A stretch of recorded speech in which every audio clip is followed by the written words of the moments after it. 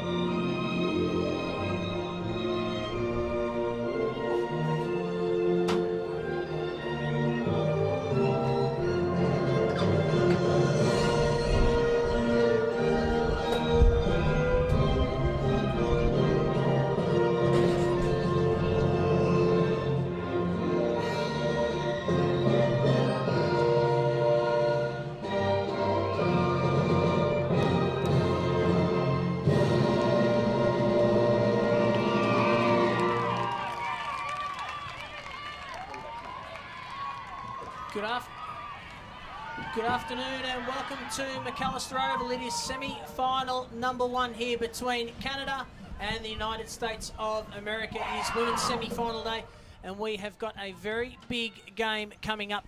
Joining me in the call is a man known, well, he's known as the American BT in Australia now, Mr. Brian Barish. Brian, good afternoon. Good afternoon, Shane. I could go for a BLT, actually. This is a rivalry match between the USA and Canada, just like the men. There's a little bit more bad blood here. There's more bad blood than a terrible B science movie, but it'll be an entertaining one. The USA should think that they have the chance against the defending champions in Canada. Well, Brian, joining us in the call, well, he's Australian football royalty. I speak of none other than the great Dipper, Robert Dipper Domenico. Thanks for joining us, Dipper. Thank you very much, royalty. I love that. Absolutely love that. Brian, nice to see you again, my friend. And I'm really looking forward to this game. Pretty tough conditions, actually. Big ground, obviously, but very windy out there. I'd love to see how these girls go about it. But here they go, Canada versus USA. So we are just about set now. Umpire holds the ball left. Mr. Brian Barish, take us away. Here we go in the semi-final. Brett Brower knocks it forward ahead of Kastanek. And then Bremner was pushed off the ball. Real tried to shovel it backwards, looking for Bremner, or rather for Brower. And then throwing that on was Hilmy. Hilmy goes forward. Knocked down. Canada with possession through the middle. And then a big tackle by Katie Klatt. Ball goes to ground, and umpire has called for a ball up. It'll occur just east of the center circle. Brower is able to knock it forward once again and controls it. Ball pops up into the air. Again, going after it was Brower. Klatt able to bootleg around, throws that one on. Boy, that was an ugly kick, but it skips through. Kastanek is able to knock it forward, looking for Bremner, but Canada able to control it as they handball it on. Oh, that was tackled. Umpire says play on through the middle. And it'll be stood up, continued on, and Canada going all the way back. That's Amy Legault, and we have a whistle and a free kick. It'll go to the USA. Looks like Allison Bremner, who was taken down off the ball, Shane. No, certainly will go to Bremner. So too far out the score here at half forward. Go back to Canada. And Let's go back to Canada. so- Umpire made a mistake there, so Canada's got the ball. So as if it's not confusing enough for the commentators here, not knowing the players, the umpire's pointing the wrong direction as well. Bouncing ball now, trying to burst through for Canada and getting the handball away. Finds a teammate there in Willis. Now Charnel Nice Willis. kick, nice Good kick. pass. Spots up a teammate. And just inside the 50 is Carolyn Ireland. Decides to play on, goes long, leading on the lead. Can't quite hold the mark, was Valerie Moreau. Can't hold it now, goes again. Little kick forward. Tried to find a teammate there in the captain Legault. Goes to ground there. In front of the ball was Ryle. And we're going to get a ball up inside attacking 50. Geez, they have a go, don't they? They really have a go. And there's a lot of screaming out there as well. They're wound up like a pack of toy mice. Comes to the near side. Klatt able to pick it up. She is shakes away from a defender like a bad case of the fleas. Throws that one on for Oa. Oa good takes man. the mark and is going to keep going. She gets by, leaving two defenders in her wake. She went too far. Oh, Kathy, as she had a head of steam, but that's going to all come all the way back as it comes unraveled, just like a terribly made pair of shoes. And we'll have a free kick to the Canadians. No score through about 2 minutes of footy here at McAllister Oval, Shane. So it'll be Jaworski now for Canada. So to bring the ball back to play for off half back. So of course the grand final spot on the line at Etihad Stadium on Saturday. Very important game for both teams. Klatt lost the ball, went through her hands, picked up there by English. She's tackled. Umpire circling, he calls for a bounce. And that's a big prize too, to be able to play before a main match, and I'm sure the girls will enjoy that. Ball back up in the air, knocked down by Brower, who pushes her rock off the ball. Maguillon is there. Oh, that was a big collision right in front of us. And then Stacks on the mill. You probably know that women's football just exploded in the AFL this year. And one thing we love about it is the girls just have a red hot go. So ball tapped down now by Brower. Tried to find a teammate, but first one back there is Willis for Canada. Good tackle on her. Holding the ball, and it will be a free kick to the American side going to McGowan. So McGowan now. Maguillon. Couple of silent L's in the name. Goes up to half forward. Can't take the mark there. Was Kastanek. High kick coming back. Sitting under is Maguillon. And she's marked. In fact, it's out of bounds on the full, and she'll be taking the free kick anyway. It makes no difference. Sarah Maguillon from the San Francisco Iron Maidens ahead of Brandy Corrigan. Throws that one into the middle, but it's marked. And all alone, back in the halfback flank, looks like Margot Legault, who's sister to Amy, plays for the Montreal Angels up high. Klatt had it for a split second and was taken down over the back. There's Amy. Big collision. That was friendly fire. And Legault, my goodness, she got her bell rung right there. Ball is held up as Jaworski, and wow, the footy is in there harder than 12th grade arithmetic. I'll tell you what, ball goes back in the play as Brower tried to knock it out and just kept in play, doing run off of Maguillon out of bounds. Are you surprised at how hard they're going at it, Dipper? No, I'm not surprised because these girls know what is at the end of the day. But just I love watching this. A tough game in tough conditions today. So no score yet in this one. 4 minutes played over the back. Picking it up now is Brower. Got the handball away. Klatt now for America's been busy early. Gets it out. Oh, a little one-hand handball wasn't picked up by Legault there from the umpire. Now Canada, still they go. Little Moreau goes inside 50. Tried to find a teammate there in Kerwin. Went past her. Still Kerwin off the ground. Kerwin, it's hit the post. Good play. Went around the boundary line here. Got their hands out. A lot of run towards goal. So first score to Canada. They go to one straight behind. USA yet to score, and we've been playing 5 minutes in this first term. She was denied by Wilbur Post. Hello. Out to the right side, off the top. Canada able to hem it in there through the 24 and Hilney once again. Comes out in the middle of the ground. Great smother in there by Maguillon, and then the ball is tied up 1-0. Canada lead. And I'll tell you what, Dipper, very impressed with Valerie Moreau. Have seen her played a lot over in the USA with Montreal. She plays for the Eastern Devils. I think she has a red hot crack at the AFL women's competition. Yeah, absolutely. She's right into this game. I love your one-liners, by the way. We'll give BT. Hello, move the post. So ball now. Oh, there's a bump. heavy hit there on Maguillon. But it's Oh. going back into the pack. It's still with Canada. Taking the ground there was Robertson. Got it away, though. Now the ball with Perry. Inside 50. Bouncing ball. Little tap forward. Tried to get it back to Perry. we go. Did well. Perry runs a full measure. Shot it. Goal! Yes! It's through for a Oh, goal! what a goal. First Right blood to goal. Canada. They go to 1-1-7. They lead the United States yet to score 6 minutes into the first term. Shane, that was a goal out of nothing. There's a little pack here, and the girls just keep running, and they're very good with their hands in those little tight contests, and just keep running forward. And what a lovely goal that was. They hit so hard too, don't they, Dipper? They really have a crack, these girls. Yeah, I wouldn't want to be at the bottom of the pack there, Brian. They hit harder than a pack of Mini Coopers as the ball comes back in the play. And Hillary Perry, last time that we saw her in the USA playing for Canada in the 49th Parallel Cup down in Florida, she was one of the prime movers in that big victory over the USA in a game that was played in air so thick you couldn't even cut it with a cleaver. As here comes Brower looking for Oa, but it ended up coming back to her. Reel goes back to Klatt. Throws that one onto the right ahead of Bremner, but it skips by her. Over to get it, and then dropping it there, and then patting that on again, looking for Bremner, but couldn't get it. She's taken down, and here comes Canada back the other way. Throws that one on long up high. English got a double fister to it, picked up by Blecker. She's taken down there by Perry, once again in on the ball. The umpire crosses his arms like the Monsignor, and we'll have a ball up opposite side. 1-1-7 Canada, no score for the USA. Shane, they can't get the ball past the centre line, America. No, they are struggling at the moment, and it's Canada again going into attack. That one forward by Oa. Good hands. Now a little handball out, has a loose player. Here she It goes. might be Perry again, is it? Oh, kick up and under. In fact, it was the captain in Legault. And it's offline through for one behind. So Canada, they are doing all the scoring at the moment. They go to 1-2-8. And the United States, as Dipper said, struggling to get it past that centre line. Amy Legault is an AFLW caliber player. She was best, really, she's the best female football player outside of Australia. And the USA are having trouble containing her in the early going as Scherer had that one smothered. Ball goes to ground again. It goes free. Picking that one up is Oja. And Christy Oja tries to go. She's tackled again. Perry in there on the footy. Boy, that is a hard footy. And getting tackled, and no prior opportunity off the tackle by Bremner. What do you think of the skills so far, Dipper? Their hand movements have been fantastic, and their running ability. The kick is just a little bit down at the moment, but pretty tough conditions out here. So Brower now with the tap down for the United States. Klatt tried to run onto the loose ball, couldn't do so.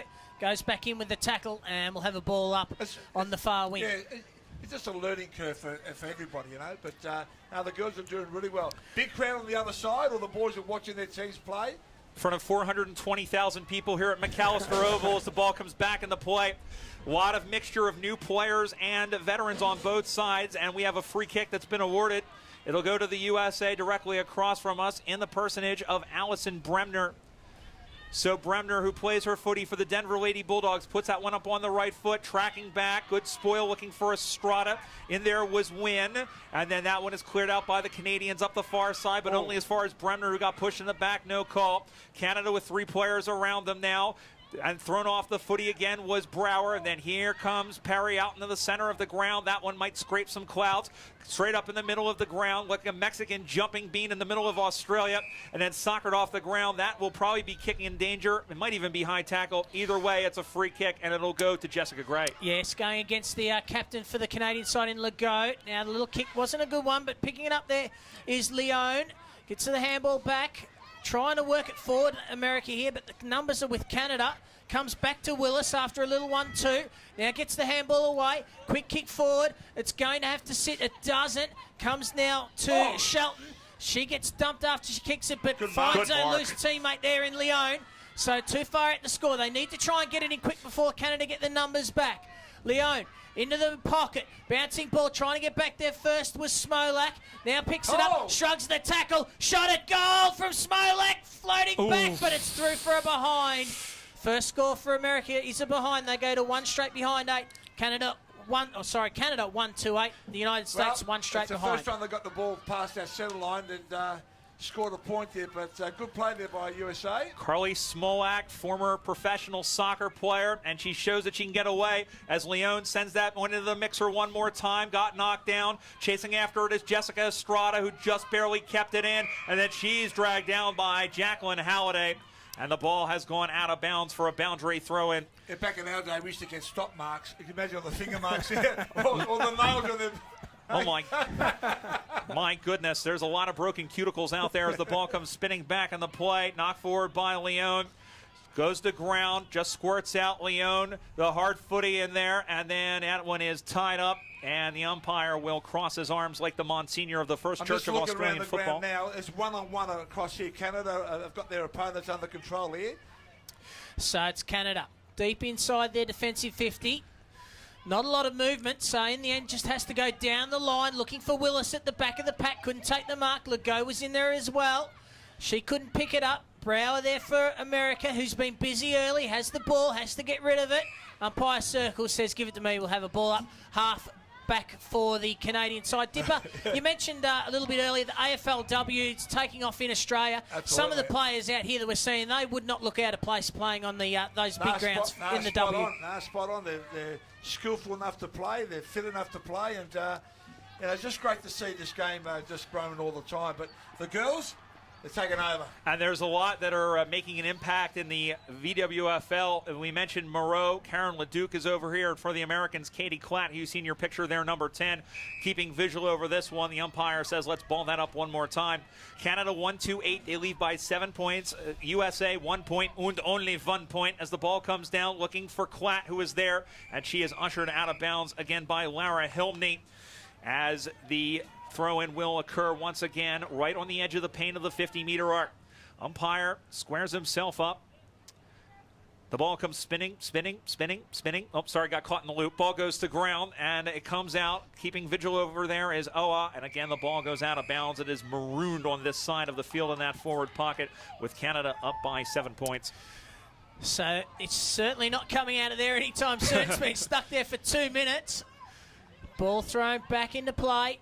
Again, third man up. They're allowing that to go. Oh, solid tackle there is Hilmy. Double tackle there. Yeah. Got the free kick, mate. She got the free kick around the neck. Yeah, Bremner got called Yep. for around the neck. Yep. So Hilmy now for the Canadian side. Again, not a lot of movement from the girls. Just kicks down the line. Legault will be the target. Goes over the back and unable to keep the ball in play for the Canadian side. Girls, you're going well. Is Moreau.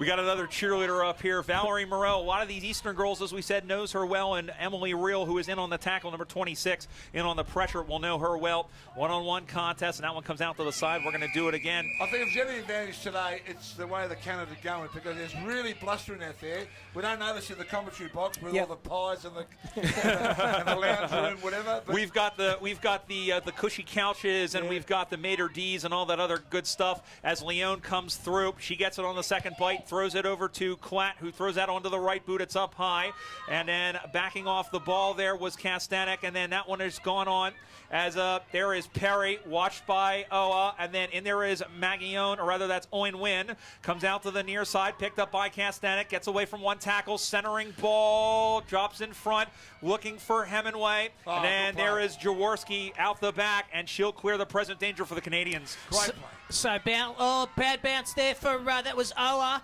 Has to go back and get the ball. Does so now. Had a teammate for support. Oh, good tackle on her there by I think that might have been Wolf. Bounce ball coming back inside. Attacking 50. Good mark. Yes. 1-2 mark taken by Kastanek.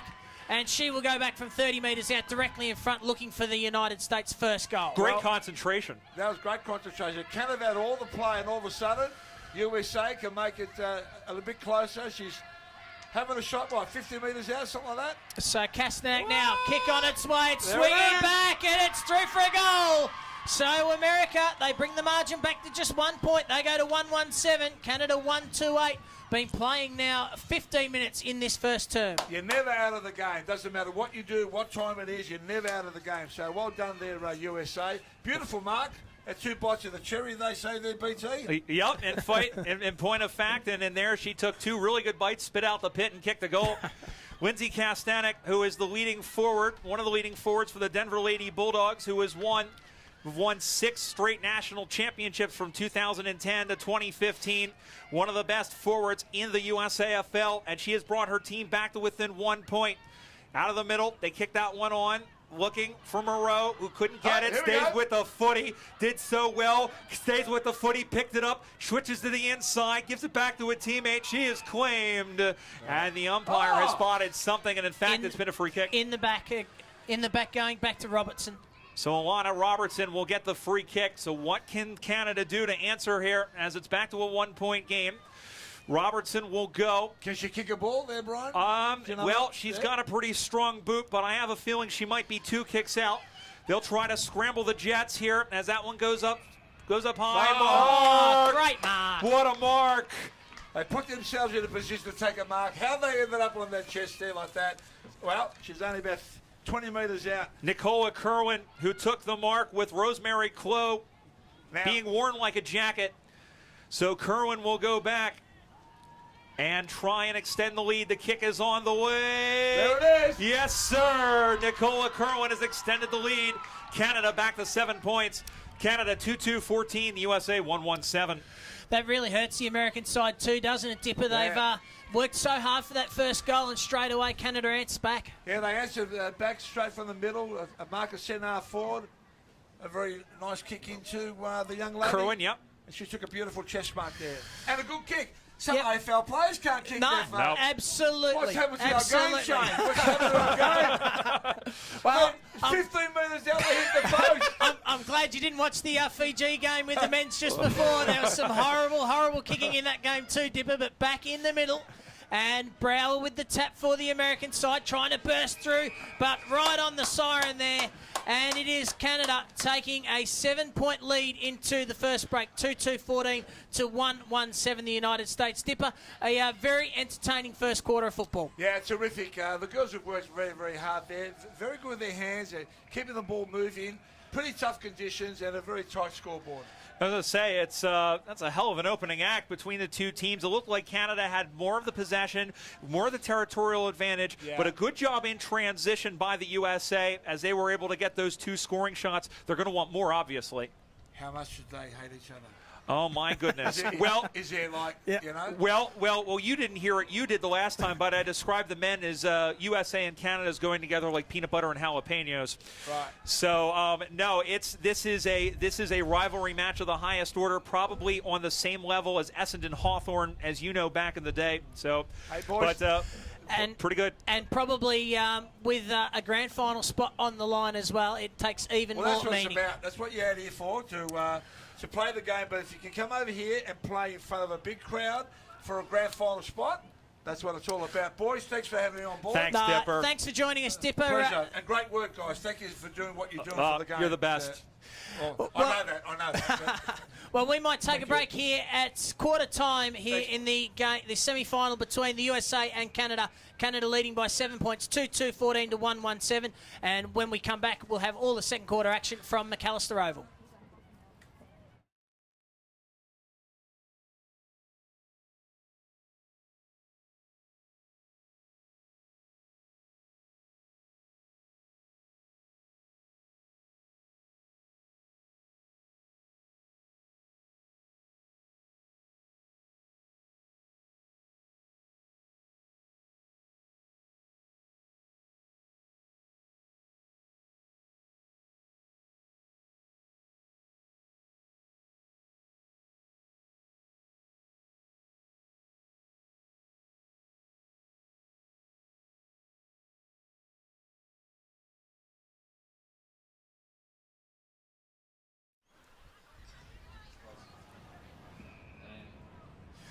7 points in favour of Canada at quarter time here. 2-2-14 to the United States, 1-1-7.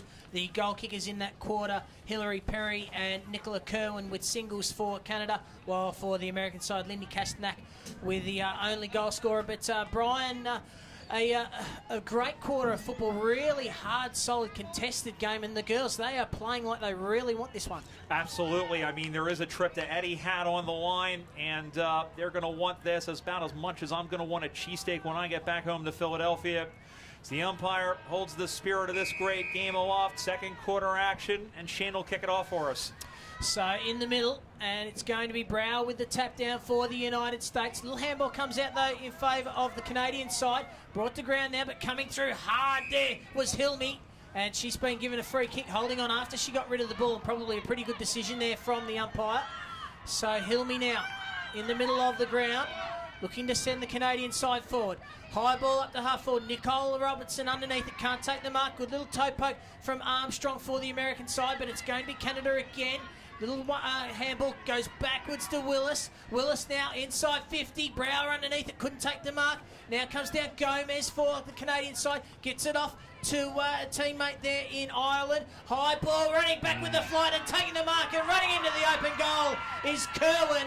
And all of a sudden, Canada have opened up a little bit of a margin. 3-2-20 to the United States, 1-1-7. Great awareness to slip behind the defender there. And that's one thing in the last game we saw these two teams play 2 years ago, was that Canada was able to pick them apart defensively. The defenders got to be a little bit more tighter, but a good job by Kerwin. And that's when you got to be careful. When you've got Kerwin, you're going to see Legault when they get free. And that was a great job by Gomez to find her on the loop.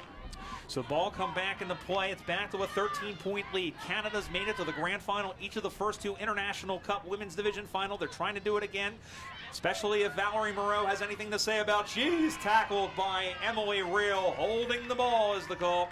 And here is the math professor from Chicago, Illinois, plays for the Baltimore Washington Eagles, Emily Real.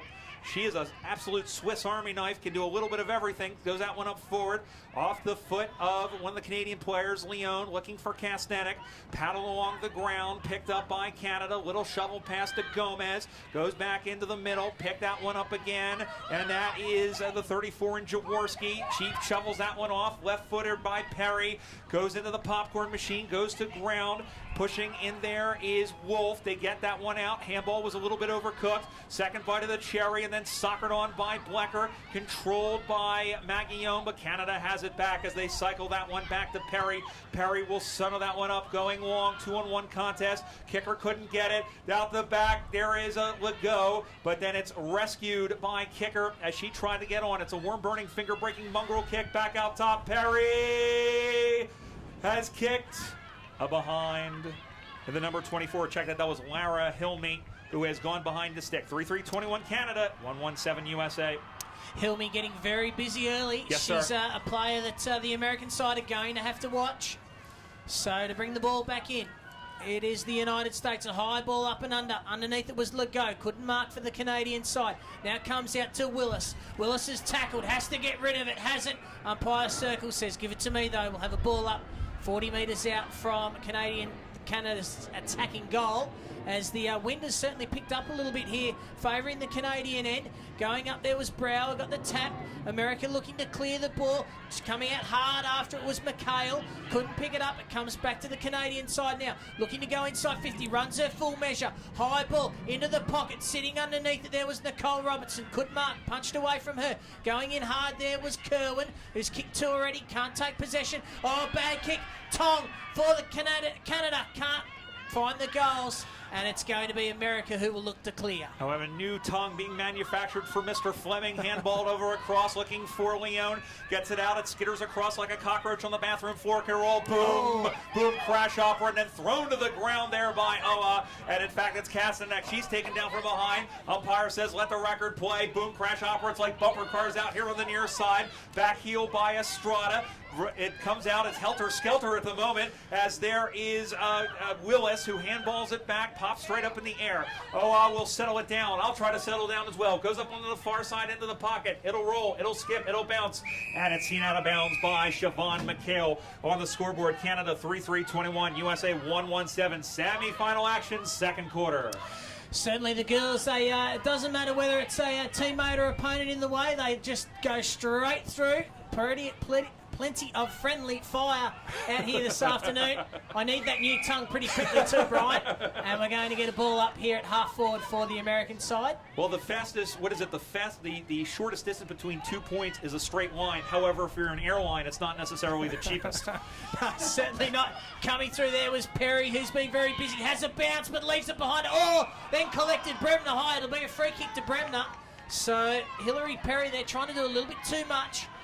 But Bremner now for the United States. They need a goal here. They trail at the moment to the American side. Ball kicked into the pocket. No one back there except for Sarah Enna. She picks it up now. Looking to clear out of defence. Good kick. Good mark. And a good mark taken there by Perry, who's almost been the best on the ground so far. So far, so good, as she's getting akin to leather poisoning, and the ball goes to ground. A free kick's been awarded. And it'll go to the Canadians. This is Hilmy, who will go back, throw that one onto the right boot, up the far side, marked by Legault. Amy Legault, she's going to go on as she gets by her defender, and that's marked defensively by Bevan English, the Charleston, South Carolina native. Will take a look around from the back line. She plays for the San Francisco Iron Maidens, defending national champions in the USAFL. Hugging the corridor like a teddy bear. It bounces to Blecker. Blecker is taken down. Umpire says play on. Still wrapped up over there. Over to get it as well is Armstrong. And the umpire, as down it goes, and they are wrestling a little bit as Armstrong, mother of four from the Arizona Hawks, is in there. She's as tough as they come. 21-7, Canada the lead here in the second quarter. So ball tapped down now. Canada looking to get on the end of it. Can't do so. Going in hard there was Rolf, I think it was. And we're going to get a ball up. Umpire eventually calls for it. Throw a blanket over about 20 players at the moment. It is a hard contested game of footy. As you would expect to, Brian. Grand final spot on the line. We keep saying it, but it is a big prize for these girls. Comes out now. Perry tries to burst through. Couldn't do so. Should have been holding the ball. Umpire called play on. And eventually we're going to get another bounce over on the far side of the ground. Huge carrot. One that Bugs Bunny would be very proud of as the ball goes on that far side. Ball goes into the air. Gravity takes effect. Knocked forward into the hands of Bremner, who's gotten a lot of touches in this game. Out to the near side. Drop by Kastanek. Able to stay with it. She bootlegs around. Throws that one onto the right. 2-on-2. There's Danielson, who takes the mark. Does Liz Danielson. She looks to play on quickly. A big boot. That's a low line drive. Deflected into the middle of the ground. Picked up by Estrada. Looking for Leone coming across. Gets it on the second bite. Smolak finds Estrada. Estrada goes around. Perry takes her down. And that, I believe, is holding the ball. Was it? I think so. Yeah, it was. Yep. Great tackle by Hillary Perry, who, like you said, she's certainly been best on ground for the Canadians, doing a lot with the footy, but also doing a lot without it. A little bit unlucky there for Leone too. Yeah. Thought it could have been a free kick there, a hold on her, but umpire didn't see it that way. But we've had the ball kicked through to the middle of the ground. We're going to get another ball up as the pack forms here at McAllister Oval, and it is the Canadian side, 3-3-21, leading the United States 1-1-7. Ball again in play, kick forward by Bremner, up inside, forward 50, chasing after it is Estrada, but getting back there first is Nguyen. She gets the handball away now, finds a teammate in Enna. Enna a little handball as well. Good shepherd there by Kastanek. Tried to get onto the end of the ball, but we're going to get another ball up, I think. The umpire circling. No, he's paid holding the ball against the Americans, and it will be a free kick to the Canadian side. You sort of have to scratch her head on that one. That could have gone either way. I think it may have been because she dragged the ball in. So in that case, all right, fine, you win. No, up the far side, as that one is picked off, as Brower couldn't get to it, and another free kick, and this one will go the way of Brett Brower from Zeeland, Michigan, on the western part of the Lower Peninsula. As she goes back, she has done very well in the ruck with the injury to Hallie Kastanek, and that is marked by Liz Danielson. So Danielson has only had 2 touches of the footy, and they've both been very good marks. She usually plays in defense for Sacramento. Here she is in the forward line. She's got a pretty powerful leg. Danielson pops that one high in the air. That's going to bring some rain. Smolak paddled the ball out in front where she had Leon. Canada able to clear once again out through the middle, looking for Klatt. Here comes Blackard, going to send it back from whence it came with a left-footed kick, looking for Kastanek. A good job of cleaning out the back as Kastanek claims her. Ball goes to ground. Diving in there was Smolak. She was taken down. There was Kastanek once again, and then Wynn out to the near side off the top, looking for Klatt. That one is soccered along the ground. Casillas is over there, and she'll see it out of bounds. Very, very hard football game. Neither team getting any quarter, any 50-cent piece, or any loony, with the score 21-7 in favor of the U.S. In favor of Canada. Ball thrown back into play. Brower now gets the tap down, tries to find a teammate. Still goes Brower. Good second effort from her. Now loses the ball. Taken there by Margot Legault. And we're going to get a ball up. In fact, it was Valerie Moreau. So, ball back in the air. Tap down. Neither ruckman able to get clean. Tap away. Taken there in the tackle there is Anna. Now Canada, still they go. They got numbers behind the ball though to America. And one of them is Jessica Gray, up towards half forward. Goes through the hands of Estrada. Good hit on by Estrada. Comes to a teammate in Leon. Shot at goal is going to be offline. In fact, it's not going to score. It'll be out of bounds for a boundary throw-in. Deep in the pocket here for the Americans. Been playing 10.5 minutes now, and it is Canada 3-3-21 leading the United States 1-1-7. Not a terrible result off that kick by Manglione. Ball will come back into play. Shadow of the goalposts as Smolak knocked that one forward. Skipping past the defender there and win. And the ball has gone through for a minor score. First score in a while for the USA. That takes them on the 1-2-8. Back to a 13-point advantage for the Canadians, who are 3-3-21.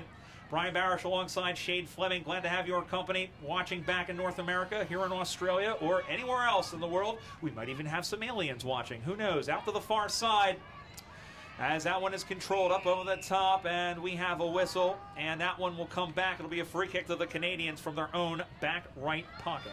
So Willis now for the Canadian side. Goes down the line. Good spoil there from English. But coming through, the crowd's excited. The umpire's found a free kick, and it will be coming back to the American side. So I think it might have been for a throw, and the ball will be going to Scherer. So Katrina Scherer now. Up towards half forward. Target is Kastanek from behind. Couldn't quite complete the mark. Gets it on the bounce though. Got the little handball away. Still with the American side. Tries to get it back to Kastanek. Going in hard there and low was Halliday for Canada. This ball still on the in dispute. Comes to Hilmy. Gets the kick away. High up and under kick. Robertson there. Stuck was the meat in the sandwich. And she was happy to see the ball over the boundary line for a throw-in. Gives the Canadian side a chance to reset. Sandwich. I've already had my lunch. Why am I hungry? Anyway, the ball comes back into play. Up on the far side, ball gets knocked down to Leon, and she picks it up on the second bite of the cherry. Oh, she had her pocket pick. Oh, big tackle by Katie Klatt. And high is what's been called on Hillary Perry. No, I'm sorry, that is a free kick. I saw the umpire tap his shoulder. But will we go ahead, Shane? She's been very good, Katie Klatt.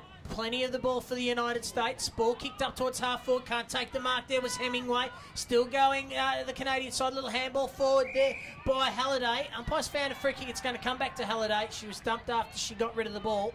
And a free kick for Canada. You were mentioning Katie Klatt. She, of course, plays for the Melbourne University Muggers. Actually played with or against Kim Hemingway. They both got invited to that scratch match, or that exhibition match between Sydney and GWS back at the Sydney Cricket Ground last March. Nice mark taken on the wing position there by Robertson there. Nicole Robertson will go up the far side, high in the air, punched away by kicker. Chasing after it is Wolf. And second bite of the cherry in there for the Canadians. And then being dumped there was Halliday again. The umpire's picked out a free kick, and he's picked it out to the Canadians, and down and hurt. It looks like Natalie Wolf, and it is. She's ginger to get up. The umpire is going to say, let's do that again. And in fact, it wasn't Halliday, it was Caroline Ireland who made the tackle and has the free kick up on that far side.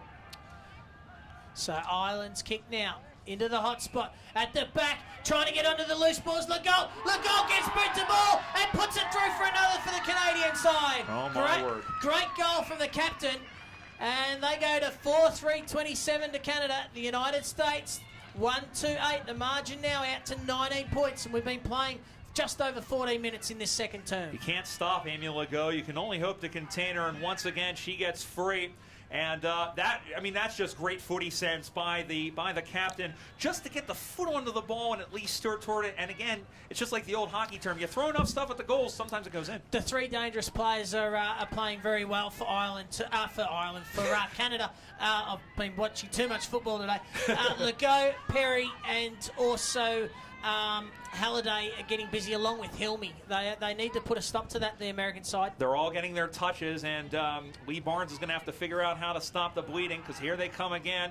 Drop there in front of Ireland. That's why you thought Ireland was playing, because she is playing. As the ball comes down, as that one is picked up, again, that's Hilmy who squirts it forward. Casillas does a good job, but only as far as Baudin. Drops in short. Over to get it is kicker. I don't know what that was, but it wasn't a throw. Play on, says the umpire. Again, in there is Ireland. Into the middle for Perry. Goes in short, or check that. That was Baudin again. Skips across. There's Moreau. Moreau gets away from Blecker. Squares up outside of the foot. But it's through for a behind. She can make those, and she has before. And it takes them on the 4-4-28. It's a 20-point advantage. 1-2-8 for the USA. Waning minutes, second quarter. So they need to get their skates onto the American side. Starting to blow out this margin. High up and under ball. And coming in, couldn't quite complete the mark, was Legault. She's been very good in this second term. Gives it back to Willis. Screws the kick around the corner. Robertson with a good mark in the pocket. So Nicole Robertson's taken it. And she will go back and line up tight in the pocket. It's not an easy shot from there. But a goal here, and it will make it very, very difficult for the United States heading into half-time.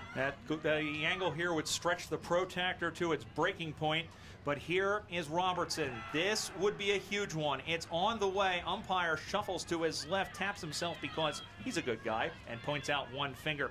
4-5-29 Canada. 1-2-8 to the USA Freedom. Getting pretty near the end, as John and Paul once said on a very good Beatles album. In fact, 1 minute to go. And out of the back it comes up the near side looking for Leone. Maglione makes the chest mark. She's got to go. She's got to move the ball forward. She has an option, and Platt ignores her. Goes down. That was a wounded duck of a ball. Almost picked off by Perry, or by Hilmy rather. It comes to Ireland. Ireland squares up. That one came off the side of the boot. I think we might be at the zoo, because I just saw Shankopotamus. And here comes Kicker, who will cycle around. Kick that one onto the left. Out of the hands of Shearer. Into the hands of Leduc. Or check that 37, that was Willis. And then the ball is gone out of bounds. We'll have a boundary throw-in with seconds to go now. So the United States needing to hang on here. They're not going to be able to score. There's only about 15 seconds remaining in the term, but they cannot allow the Canadian side to get another score on the board. Doing the ruck work. It's going to be Gomez getting it down for Canada. Running onto the loose ball. And the shot at goal into the pocket. Oh, what a goal! That is a terrific goal. And I think that might have been Caroline Ireland right on the siren. And Canada, they go to 5-5-35. They lead the United States 1-2-8. And that is exactly what the United States did not want right before halftime. Well, they had their Ginsu sharpened, and they just stabbed the USA right in the heart with that goal. As they were really under pressure defensively the entire game. But that's all on the Canadians. As you mentioned, great awareness by Legault. We mentioned Perry out of the back line through the middle. Baudin's done a good job, and Ireland right there at the end. Canada looking like the defending champions, and right now they're looking very good to go back and defend their title. They certainly are. Well, we might take a break here, and when we come back, we will have all the second half action. It is all on the United States now. They need to come out and make a statement right after the main break. It is Canada 5-5-35 to the United States 1-2-8.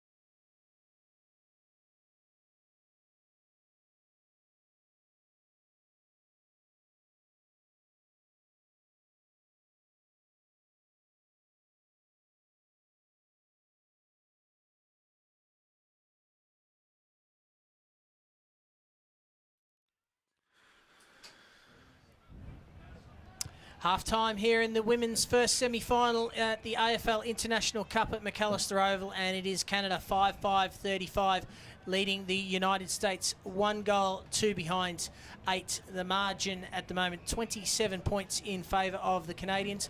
The goal kickers from that first half, Nicola Kerwin with 2, Amy Legault with 1, Hillary Perry and Carolyn Ireland also with singles, while the only goal kicker for the American side, Lindy Castanak, with a single. But Brian, the American BT, as you are now known in Australia, the American girls, they've got it all before them now. Well, you mentioned that they would have to get their skates on to catch them. I think those skates might need some rocket boosters at this point. We were talking at halftime that it's a 27-point margin. With this style of footy, it may as well be double that as it is. Now, it isn't impossible not to say, and this U.S. team is very athletic, and one thing that we've said for all of the American teams, this is really the best American contingent, men and women, that they've brought. But you can also say the same thing for the Canadians. As we said it for the men, we can say it for the women, especially with a number of players, Legault and Leduc and a couple of others who have Australian playing experience. So this is going to be a very, very difficult ask for the Americans. It is not out of the realm of possibility, but this will be a very entertaining 35 minutes of footy. Certainly will. Umpires are ready to go. The players are in positions. Brian, take us away. All right, third quarter football. Away we go. Brower got a thumb to it, knocked it forward, looking for a player, and then shoved out of the way. Oha did it. Stacks on the mill, squirts out. Moreau puts it onto the right foot, commentary side, drops in front of Blecker, one-on-one contest. It's Blecker, and Blecker knocks it out of bounds, and we'll have a boundary throw-in as the ball, I believe, may have rolled underneath the commentary truck, and we'll have a boundary throw-in. Well, I was just about ready to go underneath it. Could have got yourself a possession there, Brian. Oh, yeah, I know. Well, in the other game, the U.S. men's team, I think 11 different players scored, and I think I was the only player in the American contingent that didn't. The ball comes spinning back in the play right in front of Shane Fleming and yours truly, Brian Barish. Ball comes back in the play. Big tackle as the ball spills out. Legault just got it in front there, and then knocking her down was Klatt, and then a dog pile, and Klatt is there to pick up the crumbs. Big left foot kick, but that one is out on the full, and I believe that may have ended up in someone's windshield, but in fact it'll be a free kick in the wing position commentary side for Canada as they lead 35-8, opening minutes, third quarter. So it'll be Halliday now for Canada to bring the ball back into play.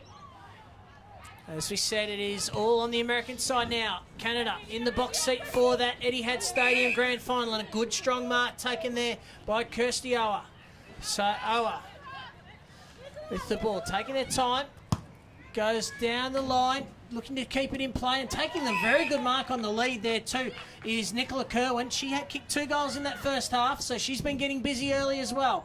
So the big names for Canada are doing plenty of work. Ball comes off hands. Bouncing ball, trying to go in there and pick it up now. But taking it was Corrigan. Now comes out. Little handball out to Perry. Perry shot round the corner. Bouncing ball all the way to the goal square. Robertson tried to get back first. Couldn't do so. And happy to see it through for a rush behind is Rosemary Clough. And it's through for another point to Canada. They go to 5-6-36, leading the US 1-8. Rosemary Clough, who played in the Rock in their first 2 seasons and did a very good job for the Sacramento Suns, back at fullback, doing a pretty good job today, although she's lost a couple of the attackers for Canada, and they've just been too good. But the U.S. is not done yet as Scherer, she fell down on her opponent.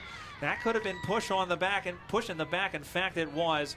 And so Katrina Scherer, that will be a free kick to Katrina Scherer, and will be holding the ball. And it looks the same from here. Shane up the sideline, going up, almost taking it was Castanek. Ball goes to ground, held up there by Halliday once again. And the ball has stood up like a rugby ball, and we'll have a ball up directly across from us in front of a grazing room only crowd here at McAllister Oval, Royal Park here in Parkville, Melbourne, Victoria, Australia. It's a very gray day. The field has a couple of banana peels, Mario Kart style on it, but other than that, it's a pretty good track. So Castanak now receiving the free kick, kicks in towards half forward. Hilmy off hands, couldn't take the mark. Now ball on the ground, still goes Hilmy. She's been good working it forward here, the United States. They've got plenty of space to work the ball and do, but Canada have the numbers. Little tap in front, trying to get to the ball there was Bremner. Can't do so. Little tap in front of her now, has a teammate for support. Working the ball over there was Moreau. She left it behind now, picked up by Bremner. Gives her the hands off. Hoa around the corner, but runs out of room. Ball goes out of bounds and over the boundary line for a throw-in. 70 out from the American goal. Been very impressed with Allison Bremner, who is running around with the energy efficiency of a hybrid car so far and gotten a fair bit of touches. Boundary throw-in will occur about 60 meters around from the USA target. The only goal of the game scored by Lindsay Castanek back in that forensic and frenetic first period. And the ball gets knocked down. Klatt puts her hands up to try and get it. Brower, she is held up. She still has the footy somewhere. Umpire will call for a ball up as he crosses his arms. So, again, as they trail by 28 points, ball tossed to the heavens, knocked forward by Brower again, and then cleared out by the Canadians. One-on-one contest. Gray got a hand to it, and it'll nurdle itself out of bounds for a boundary throw-in wing position. So the American side, as we said, they trail at the moment. It is a 28-point margin. So a couple of players needing to get busy for the United States. Katie Klatt's had plenty of the ball. She needs some helpers. So ball to be tossed back into play. Brett Brower to do the ruck work for the Americans. In the front position, gets the tap down. Going there was Legault. Got a little tap out to Oa. She goes back towards Legault, but it's taken by Klatt. Klatt's kick forward, running out on the lead and taking it out in front with Sarah Enna. Sends Canada forward, but it's going to be coming straight back. Casillas for the United States. Has a loose player out on the wing there in Shearer. She gets taken to ground, big tackle on her. Now the turnover. Canada, little handball backwards there from Ireland. Inside attacking 50, looking for Robertson. Had to work to the front, got the ball and got a high tackle. And it'll be Robertson for Canada. And she will go back from about 45 metres out and have a shot at goal. Maybe a little unlucky for Rosie Clow to get called for the high tackle, but Robertson will go back. Well, if she kicks a goal here, I think they might have one hand inside Etihad Stadium. Here is the kick. It's on the way. It's going to drop in short. Knocked to ground right in front for Corrigan. Couldn't settle it up, and the ball is stood up and then wrestled out of there by Lauren Shelton. Comes out to the near side into the cow paddock. Being pushed off the ball was Oa. Stayed with the footy. That could have been pushed in the back too on Jaworski. Not called as Ireland just got it off the side of the boot. Controlled again by Shelton. Skitters that one on, looking for Brower, and Brower's able to clear it out in the middle of the ground. 3 white jumpers there, and taking that one was Lara Hilney. So here is Hilney. Wing position, commentary side. Throws that one into the middle of the ground, looking inboard. Nice spoil by Shearer, but it comes to Perry, who squares up from 50 meters out into the popcorn machine. Drop down, control, throws that one on to the right, and that's through for behind. For a second, I lost the goalposts, but in point of fact, it has gone through for behind. 5-7-37, 1-2-8. You know, don't they have, in the AFL, don't they have them different colors? No, they're still white. Oh, my gosh. Well, for those of us who have... Listen, as I said in the last game, I've got 4 eyes and none of them work. So, doesn't do well for somebody like me as they come up the far side, Shane. So the ball now, bouncing ball. Castanak leading back in the chase for the American side. Has to wait for it, though. Now got a bad bounce. Goes back, picks it up, but we're going to get a ball up. Umpire circling, eventually calls for it. And a little bit of push and shove there. There's still a bit of feeling in this game between these two sides, as you would expect in a America versus Canada game. A bit of a rivalry between the two nations, of course. Just a bit. Just a little bit. Just a wee bit. And umpire, again, just calls play on. There's a big pack of about 10 players there. That ball's not really coming out. Eventually it does out the back. Perry taken to ground. And we'll get a ball up on the far wing. Over in front of the 2 interchange benches at the moment, it is Canada 5-7-37 leading the United States 1-2-8. Ball back into play, tap down, or going to ground and getting in the back there and receiving the free kick will be Carly Smolak for the United States. Smolak from the San Francisco Iron Maidens in her 3rd full season of USAFL play. really asserted herself in the forward line, but she can play on the wing. She can play in the back. That one is knocked down, looking for it. And then, oh, great job by Moreau. And Moreau is held up quickly and thrown to the ground by Oa, and it's going to be a free kick. She's going to keep going. Skitters that one on, off the hands of Gray. There's Corrigan, throws that one onto the right in the middle of the ground. 2 blue jumpers there. There's Casillas. She spins it in, soccered off the ground by Corrigan, right into the hands of Gray. Gray, did she drop the footy? No, umpire says play on. Out to the near side as Real digs in for it. Hard footy there. Corrigan throws that one onto the right in front of the Canadians. Throws that one on there, the 34. That was Jaworski. Marked there by Robertson, number 1. And my Canadian team sheet has blown out of the box. And the umpire will blow that one back and say, you got to go back and have a kick. So it will be looks like it's going to be a 25-metre penalty here to Robertson. Because they didn't give the ball back, it looks like. Yes, so Robertson, and a correct decision there from the umpire. It's going to bring her within scoring range, you would think here. So Robertson, I love how the international players, they like to mark themselves as if the umpire doesn't quite know where it is. But Robertson now taking her time. This is an important kick for Canada. This will just about shut the gate on the American side if she can put this through. So Robertson, yet to kick her first goal for the afternoon. She's not going to with that attempt either. It's through for another behind. Canada 5-8-38. They could have shut the door on the Americans by now. They lead by 30 points, 1-2-8. And we've been playing now just under 10 minutes here in this third quarter. Teamwork makes the dream work. I've got the list back again, so here we go. Thank you very much. 5-8-38. It's a 30-point lead to the Americans as they still have a heartbeat in this game. As Klo puts that one up the right side, 2-on-2 contest. Perry able to win it. Ball goes to ground. Handballs for Ireland. Throws that one onto the right as it goes goalward over the hands of Casillas. That's still a 1-on-1 contest. Casillas down in that pocket. Gets to it. She was slung around and the handball goes out of bounds as Robertson threw down and had a word for her immediately afterwards. So, that actually may have been given as a free kick, I believe. Dumped after she got rid of the ball, So Drea Casillas, who is the senior member of this USAFL team in terms of service, 13 USAFL seasons for the former Arizona Lady Hawk and now New York Magpie, finds Oha straight down the guts and a nice mark taken, and then slipping on the grass was Valerie. No, check that. That's not Valerie Moreau. That is the number 20 there, and Halliday out to the left side, high up into the air, bounces away from Scherer. Scherer with her speed, she keeps it in front of her. She gets a shepherd from Estrada, but Canada able to get to it, throwing that one onto the right. 1-on-1 contest, knocked to ground. Moreau throws in a shepherd. Wynn is there.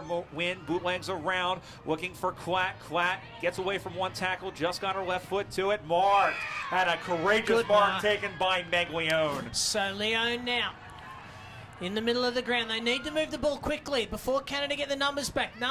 Numbers with the Canadians, but a good, strong mark in front by Smolak. And Smolak marks 40 metres out. It's got Castanak back in the square, but she's going back, and she looks pretty confident, Brian. She has a pretty strong boot. Again, former pro soccer goalkeeper. She kicked 3 the other day against the European Crusaders on her birthday, I might add.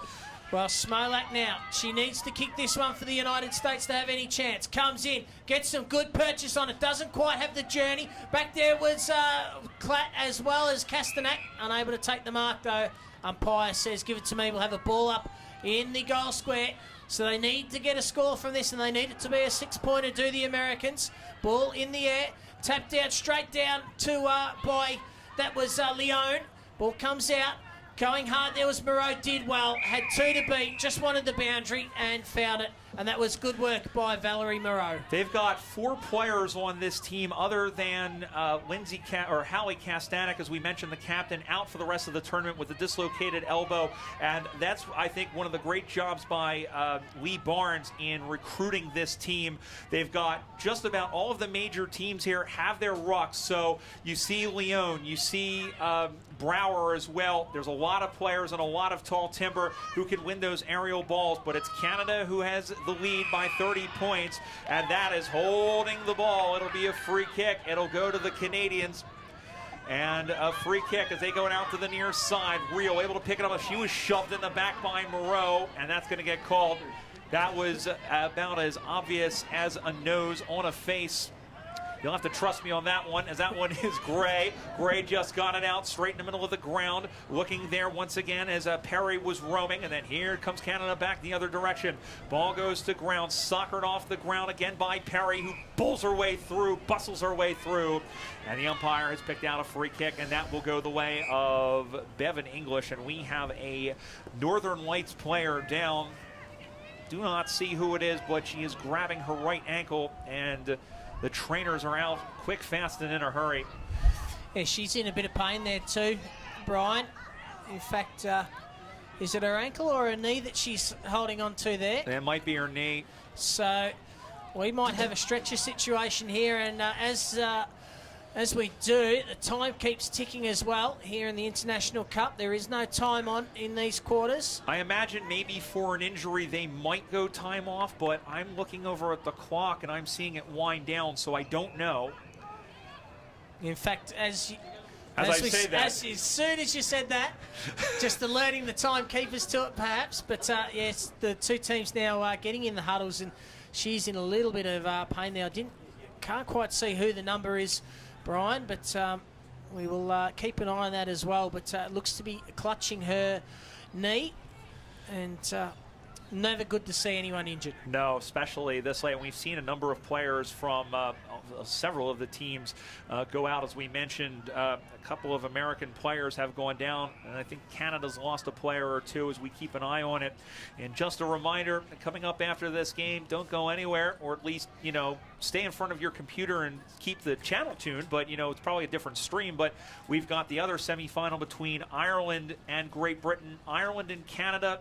If Ireland can get by the Swans, it'll be the third consecutive Women's International Cup where it'll be those two teams fighting it out for honors.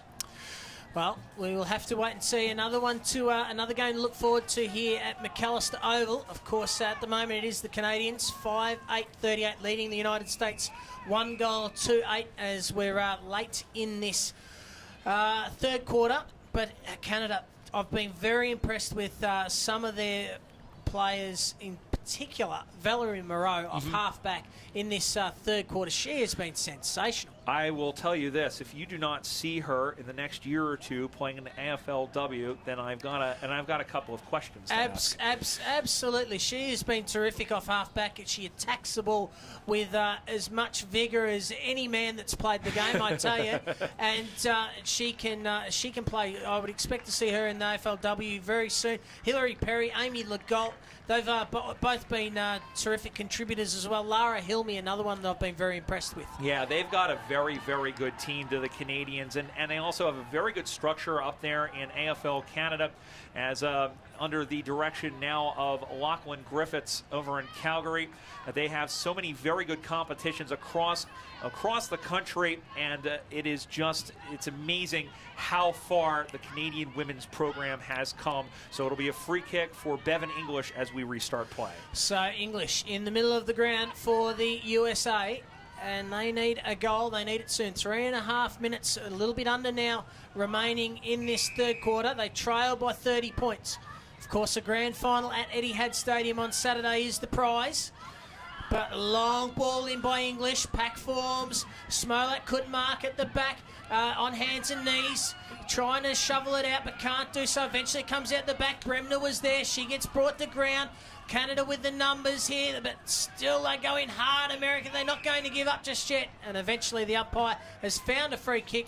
It is going to go to the Canadians, and it will be for high contact, and it will be going to Brandy Corrigan. So they'll clear out here, and just glancing at the scoreboard and thinking that in their first two games, if you ignore the Pakistan game where they won by 188 points, Canada kicked 6 goals, 20 in their first two games. They've been a little bit more efficient at 5 goals, 8. They lead by 30 points. Ball goes to ground. Shoved off the footy was Bremner, and then that is kept along the ground. And then picked up was Wynn, or check that, I believe that was Willis. Yeah. And it is tied up, and the umpire will call for a ball up. Center and actually right half forward flank for the Americans. And out of that one there comes, that was Gomez. And up on that far side, Canada still has it. Again, Gomez diving in. And that one is won out nicely and then dropped, soccered on. Scherer is nearest, but then picked up there by Tong, ball goes to ground once again, and that one is held in there tighter than a new pair of shoes, and we will have a ball up on the opposite wing position. Canada 5-8, USA 1-2. So they've managed to lock it inside their attacking 50, have the United States. Bremner tried to get it forward, but had the kick smothered. Umpire's whistle's blown. He's called play on, though, and Brow has gone to ground. And she looks like she might be in a little bit of trouble too there, Brian. Play on still as the play continues. Eventually the umpire calls for the ball, and we will have a ball up as Brow is still on the ground behind play. And she has not moved. No, so and she's a very, very important player for the United States, the big ruckman. She is, and as I mentioned, they've got other players they can cycle in, but here's the thing. She can do a lot. And not only just ruck, she's a very good offensive force. She did kick, I believe she kicked 1 goal in that last game. So another injury here. Clock is stopped with 1 minute and 13 seconds to go as they tend to Brett Brower on the far side over there. See Dale Williams, one of the coaches, and now they're coming out to take a look at it. So while we have a second here, Shane, I'm interested.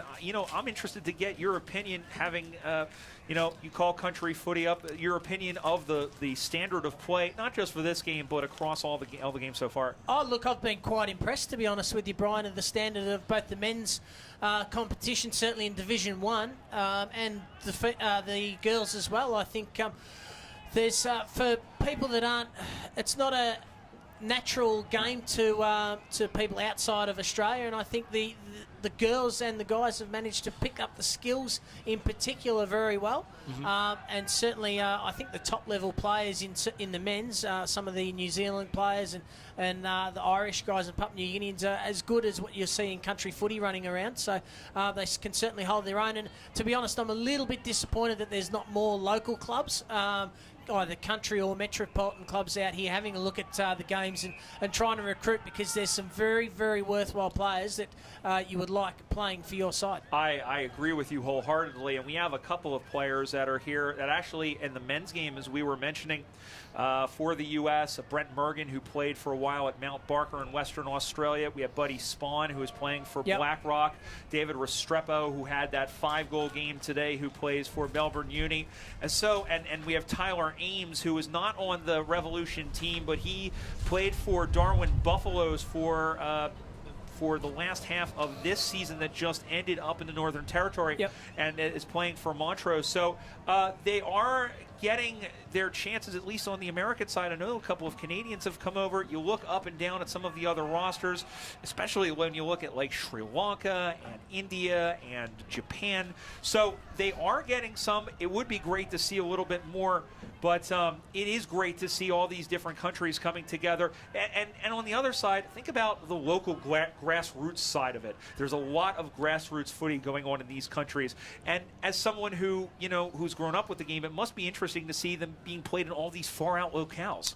Well, you have to start somewhere, don't you? Absolutely. And there's you can't start anywhere but the bottom. And I can tell you now, from what I've seen in the 2 days that I've been involved in the International Cup commentary, it is certainly building into something. The AFL's obviously starting to get a bit of a reach outside of our own shores, and that can only be a good thing for our game, that's for sure. What's weird is when you see, and now these teams are on the other side of the world, but when you have footy games happening in Iceland, and in fact we had a couple of players from Baltimore, Washington, from London as well, from Sweden and from Canada go up in March to Reykjavik and play in a 9-a-side tournament. There was a 14 9-a-side tournament for the men, and there was a women's game as well. So a lot of people say this is not a global game, but I dare you to come down to Royal Park either today or Friday and tell us that. Absolutely. Because look at this. I mean, these are not expats, remember. These are local players. These are players that did not grow up with the game. They've picked it up, and they are putting together a great show, not only for each other, but for the people here in Melbourne. That's for sure, as we still see the American Brett Brower still being attended to at the moment. by the medical staff, and we must reiterate we have the finest medical staff and medical trainers Absolutely. here this afternoon. In fact, just about every country and metropolitan game now, they have just the finest medical people. Have seen a few incidences up where I'm from, up near Swan Hill this year, where we've had games that have been stopped early, but the players that have been injured have been in the very, very best of care right throughout with doctors and trainers and the like as well. So we just reiterate that she is in the very best of care, and they're just trying to get her onto the stretcher now. It looks like. Not sure whether the how long has the time has elapsed at the moment. I'm guessing about 5 minutes has probably gone by at the moment, and the players just on both sides trying to stay warm. But just repeating the score now. Well, we've got a few moments. Canada 5-8-38, leading the United States 1 goal, 2 behinds, 8. Quickly, the goal kickers for the Canadians. I'll get it out. You'll get there. I'll get it out We'll eventually. get you over the line, mate. Nicole Kerwin with 2, Amy Legault, Hillary Perry, and Carolyn Island with singles. While for America, it is Lindsay Kastanek just with the 1 solitary goal. It's great, and also the best thing, and we have to give our props to the AFL for getting these games online. And we've got, it's funny because I check my phone like at about quarter time, and I see all these messages coming in, and we know there's watch parties and there's people back home watching not only across. So it's great. Not only can people back home watch the games, but they're very helpful because I've walked in on the women's team and the men's team, the Revolution, watching these games. But it is a little disconcerting to walk by a hotel room and hear your own voice coming out of the TV as they still attend the Brett Brower. I mean, it's been an absolutely, this tournament as well, and just the atmosphere. Not only that, but going around Melbourne, we were there as the both teams are going into a little bit of jog around the ground as the Canadians are about to come in front of us. It's been fantastic to see, especially the other day with the community around, the community teams as well as the communities themselves really, really embracing this game and embracing this tournament. And on the other side I had mentioned to the folks at Montrose, to folks from all the other clubs with the USA Seconds, we don't have this back home. We don't have the community. We do in soccer, but it's a little bit more idyllic. It's a little bit different. This is a full-on, everyone is a part of the fabric of the community, and to be welcomed into that from a footy standpoint, and even as people, has made this trip so much rewarding. I say that on behalf of myself. I say that on behalf of the 100 or so people who've come with the American contingent. Well, Brian, I understand this is your first trip to Australia, Yep. this tour. And you've mentioned about the community football. Have you taken in any of the big AFL stadium football? Yep, so I've been to 4 games so far. So last Friday night, not this past, but the one before, I was out in Geelong to watch the Swans clobber the Cats. We were at the MCG to watch the Bombers and the Blues in that great game. And what was even great about that is I got to walk out with the rest of the players around the MCG. So, and I had never been to the MCG before. So my first experience was walking up the race and coming out the tunnel and then walking around. And that'll be something I remember for the rest of my life. I think the only time I've ever been that wobbly in terms of walking was on my wedding day. And then went to back-to-back games Friday night and Saturday night at Etihad Stadium. Went to see the Giants and the Bulldogs, and then the Crows and the Bombers. This is the first time. Now, we have a few dome stadiums in America, but oddly enough, that's the first time I've ever been in a domed stadium. So with the roof on? With the roof on, okay. Yeah. And all the facilities are great. And I'll say it to my friends back home in the States and everyone watching, if you ever get a chance to come out here, if you like this game, if you like it, find a way to make a pilgrimage out here. Do it for a couple of weeks in and around Melbourne. The country itself is fantastic, and there's places all over this great country to go. I've spent the last 2 weeks solitarily here in Melbourne, and if you go, not only take in the AFL, but find a way to go to some of the community games. Yep. Because the atmosphere, them, even like we had the seconds game where the Liberty were playing on a Wednesday night against Boline Templestowe, and we still had about 150 came out.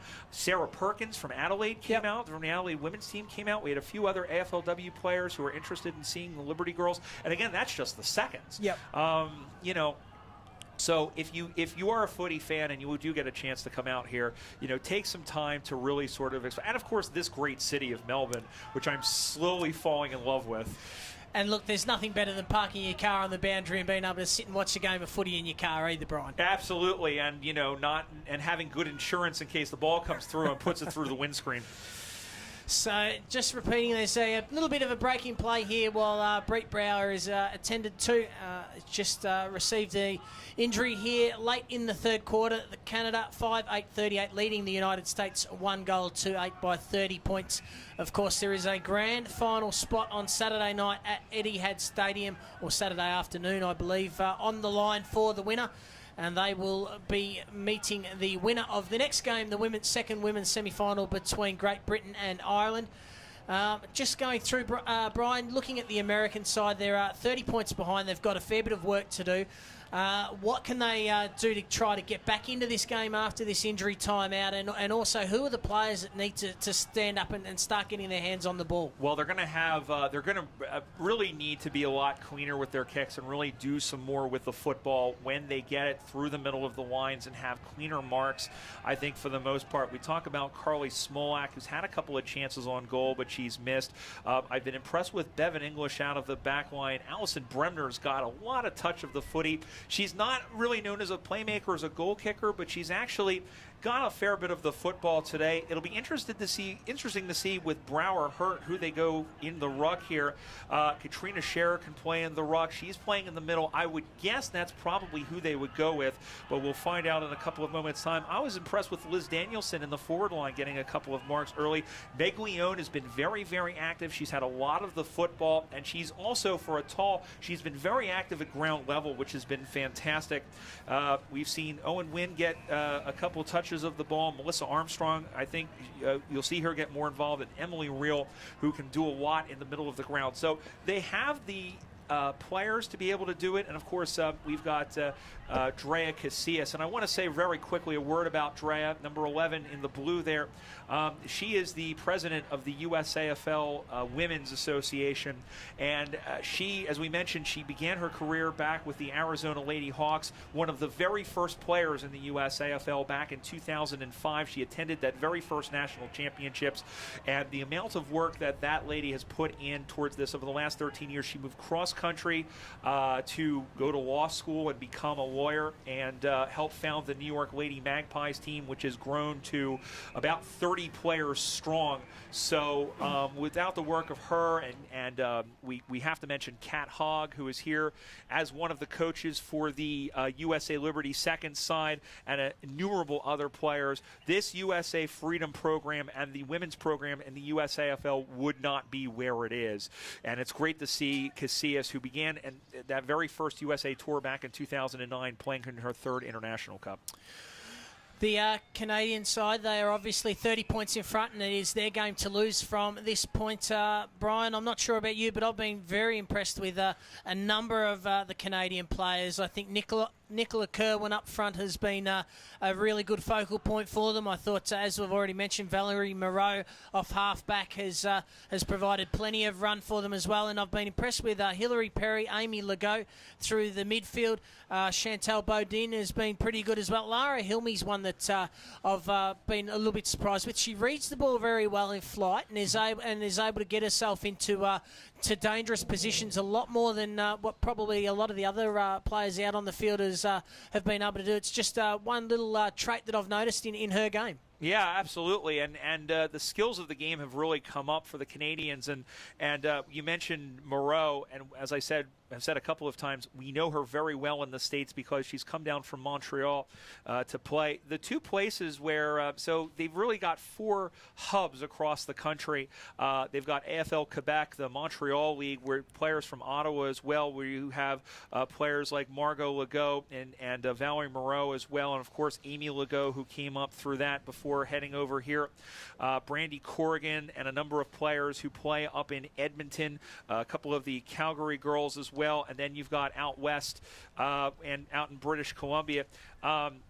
The Canadians have always been a very skilled team, and also, more importantly, their fundamentals are absolutely amazing.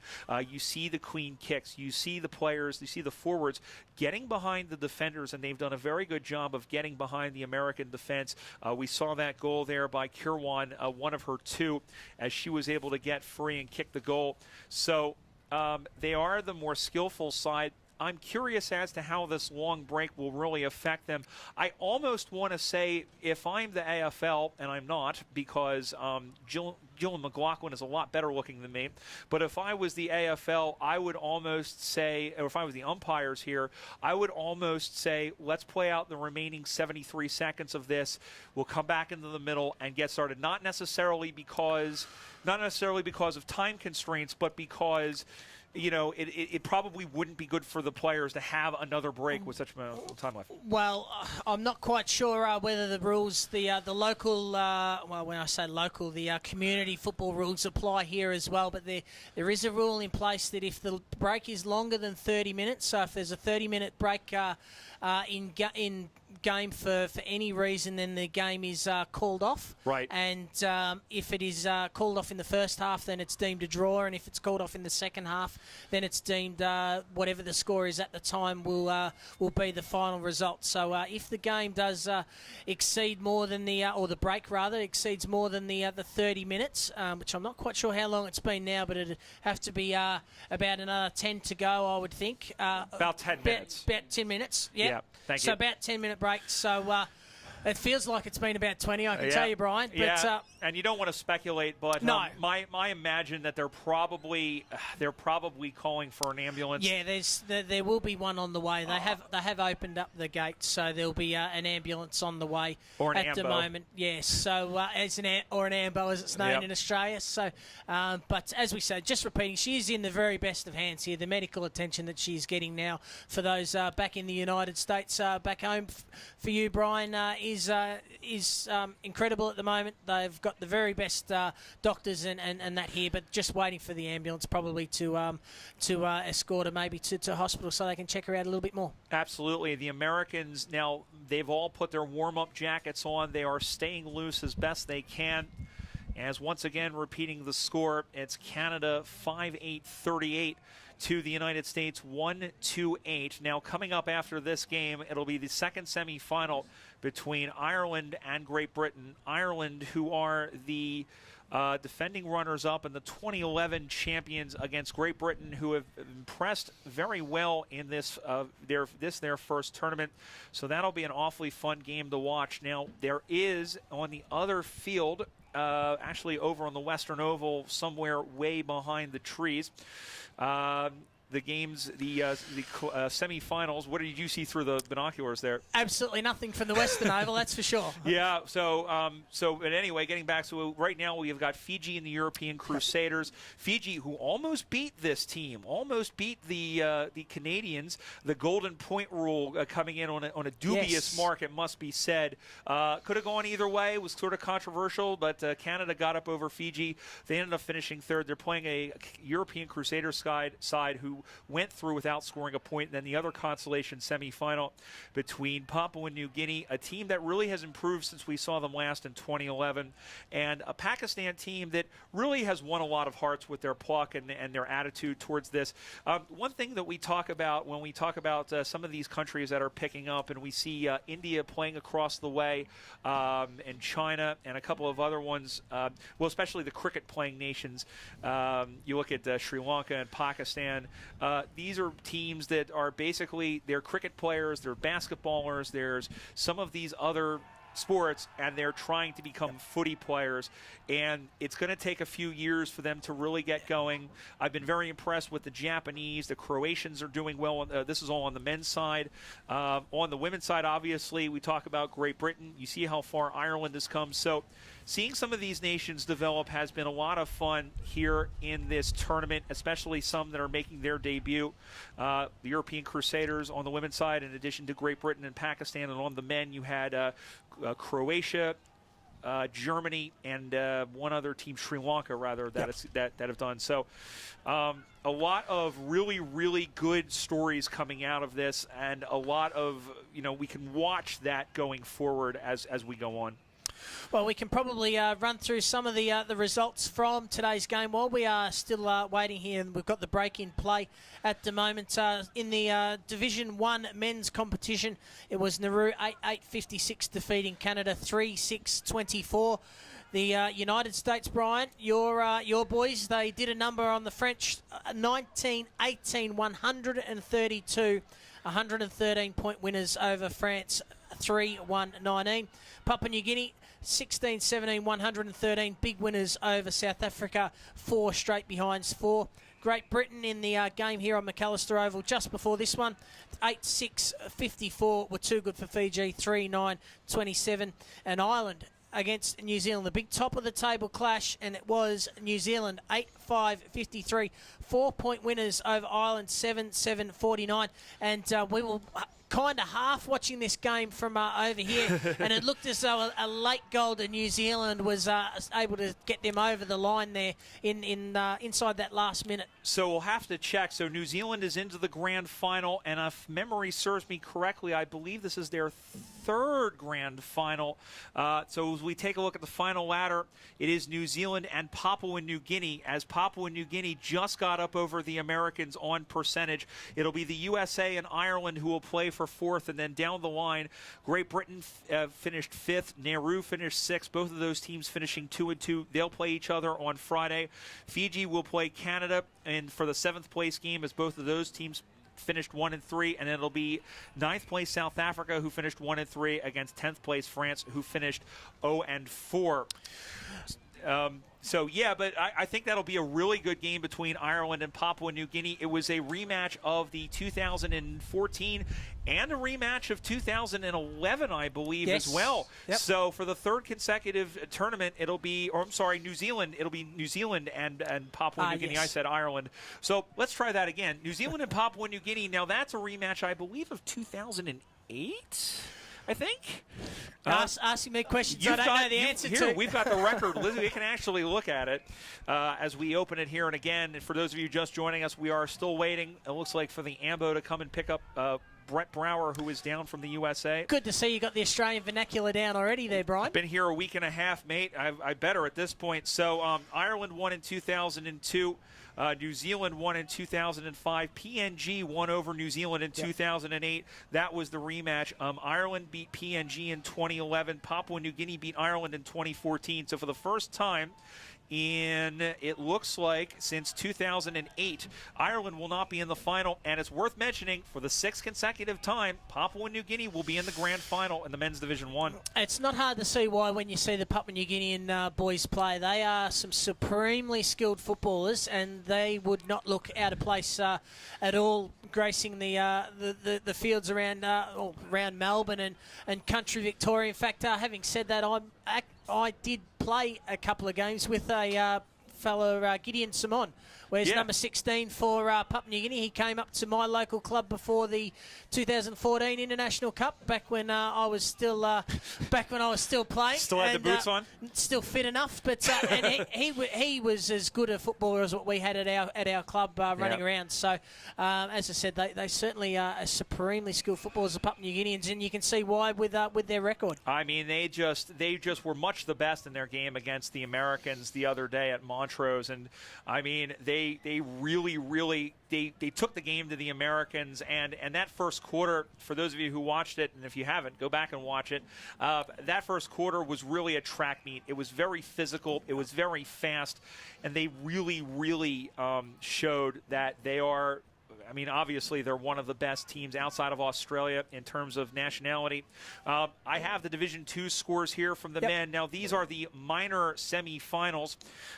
We've got Pakistan falling to Sri Lanka. Sri Lanka 6-3-39 over Pakistan 2-6-18. And then in the other minor semifinal, it was Indonesia 9-11-65 over India 2-2-14. Great to see those two countries with burgeoning programs as well. So it'll be Sri Lanka taking on Indonesia for 5th place, and then Pakistan playing Indonesia for 7th place.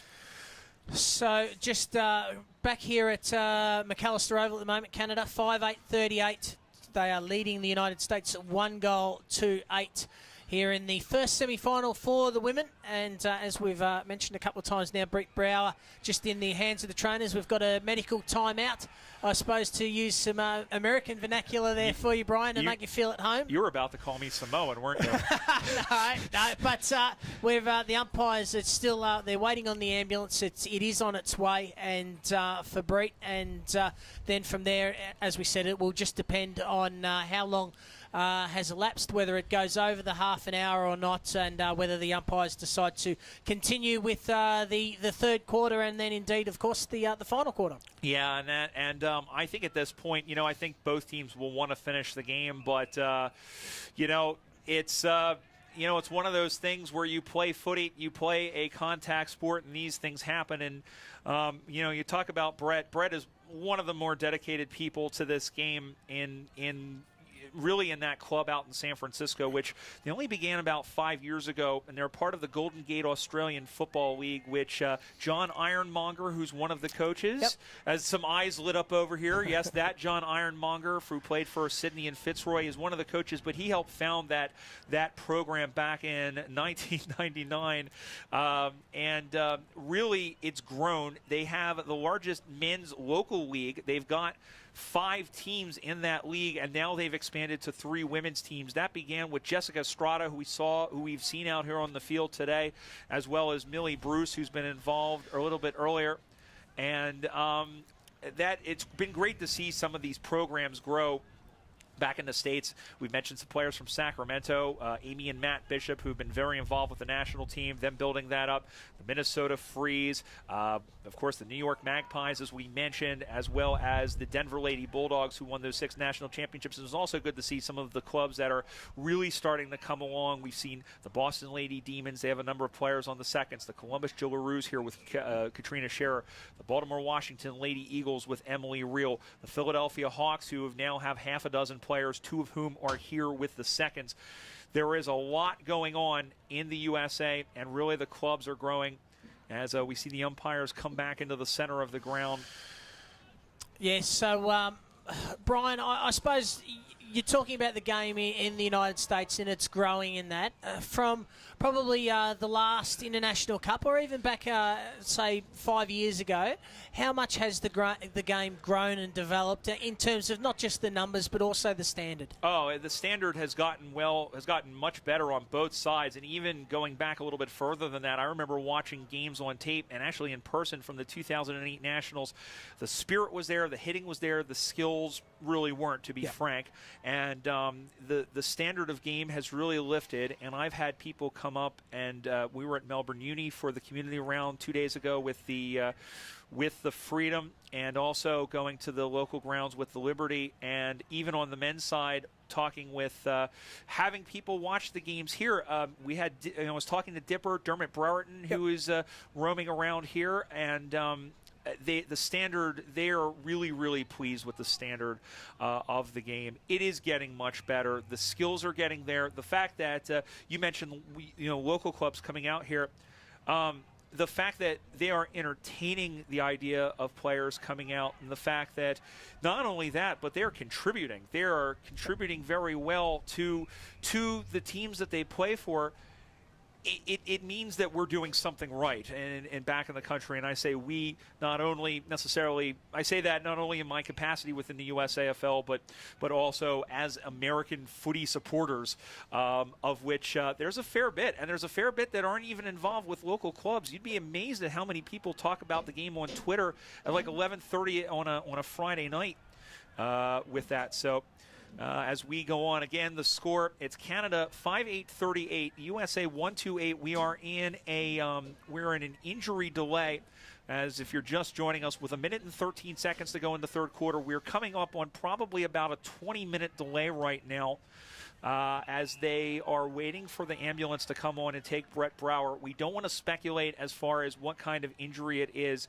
I'm not quite sure at this point, but I will say that she looked like she wasn't moving. She wasn't moving at all. So we don't know what happened in terms of where she may have gotten the contact, what kind of contact it was. And unfortunately, we don't have any monitors up here to check that out. But again, we are speculating at this point that if the delay does reach a certain time, which I believe is half an hour, that the game will be called. So not quite sure yet. As I mentioned, we're probably looking at about 20 minutes gone as far as this delay is concerned. Yeah, probably a little bit more even, maybe about 25. Yeah. So yeah, not long to go now. But as we said, she is in the very best of hands. And at the end of the day, Brian, it is only a game still, even at this level where obviously there is a big prize on the line for these two girls. The grand final at Etihad Stadium, it's still a game, and the safety and well-being of Brett's the most important thing of all, of course. But Brian, just another question, getting back to the topic we were talking about football back in North America and in the USA in particular. What is the biggest challenge, do you think, that's confronting the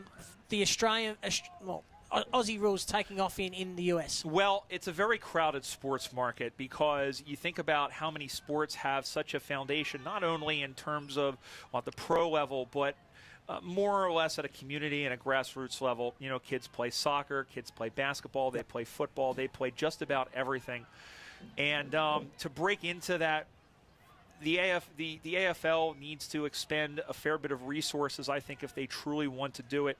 And I will say, again, speaking of my capacity with the USAFL, the AFL does contribute some money in terms of, and resources in terms of helping, and then in certain spots, everything from promotion to local, growing at the grassroots level at each individual city, and then the clubs, they try and reach out to the individual. A lot of clubs have relationships with AFL clubs. I think the biggest hurdle really is resources. Yep. We are a mostly part-time and volunteer organization. The USAFL has a very, very small staff. We have a board, and all of them are volunteer, with a couple of exceptions that do part-time. And I can say that in my capacity as the media manager, there is so much more I could be doing if I had more than 10 hours a week, other than, you know, work and family and everybody else and everything else. And it's it's one of those things where we do want to see the game grow. I certainly think, and I mentioned all these people on Twitter, listen, when ESPN had that, there was that little bit of a controversy, for lack of a better term, where they fired a lot of their writers and really were focusing more on a entertainment slant. There was a lot of people that were saying that they missed the old days when they had all of the other sports and Australian football. Yeah. And it's amazing about how many people do know about the game. But they don't know that there's a USAFL. They don't know that there's a structure. So if I have one to say, and this is a constructive critique of the AFL, not a criticism. I want that because the AFL has done a lot for us and has done a lot here. But I definitely think that if they could, trumpet the fact on both sides of the Pacific, both here and back home. I mean, I don't know. Mason Cox, who plays for Collingwood. Did you know that both of his players play in the USAFL? But they have played. No, they do play. They're playing. Right. They're playing now. Austin is playing up in Seattle, and Nolan is playing for Austin. Won a couple of premierships with them. So if we could trumpet that. If Yep. they could get that a little bit more, little bit more publicity, not only here, but if we could have them help us come up with a marketing strategy and help really blast it out. Not just on social media, on Facebook, but get into regular media. If people see what this game is about and see what the people are about, then I think they would be drawn to it. So just repeating the score here at the moment with 1 minute and 13 seconds remaining in this third quarter is Canada 5-8-38 leading the United States 1-2-8 here in this first semi-final for the women's competition. Of course, the winner of this game will go through to meet the winner of the next semi-final between Ireland and the Great Britain side. And the Canadians at the moment, they are 30 points in front. They look like they are the team that will more than likely go through, and especially if the injury timeout is exceeds the 30 minutes, which it can't be far away from doing, then you would expect that the umpires will probably call the game, and the result will stand, as it stands at the moment, the result will be Canada by 30 points. But we're just waiting for official confirmation from the umpires and from the timekeepers as to what is going to happen.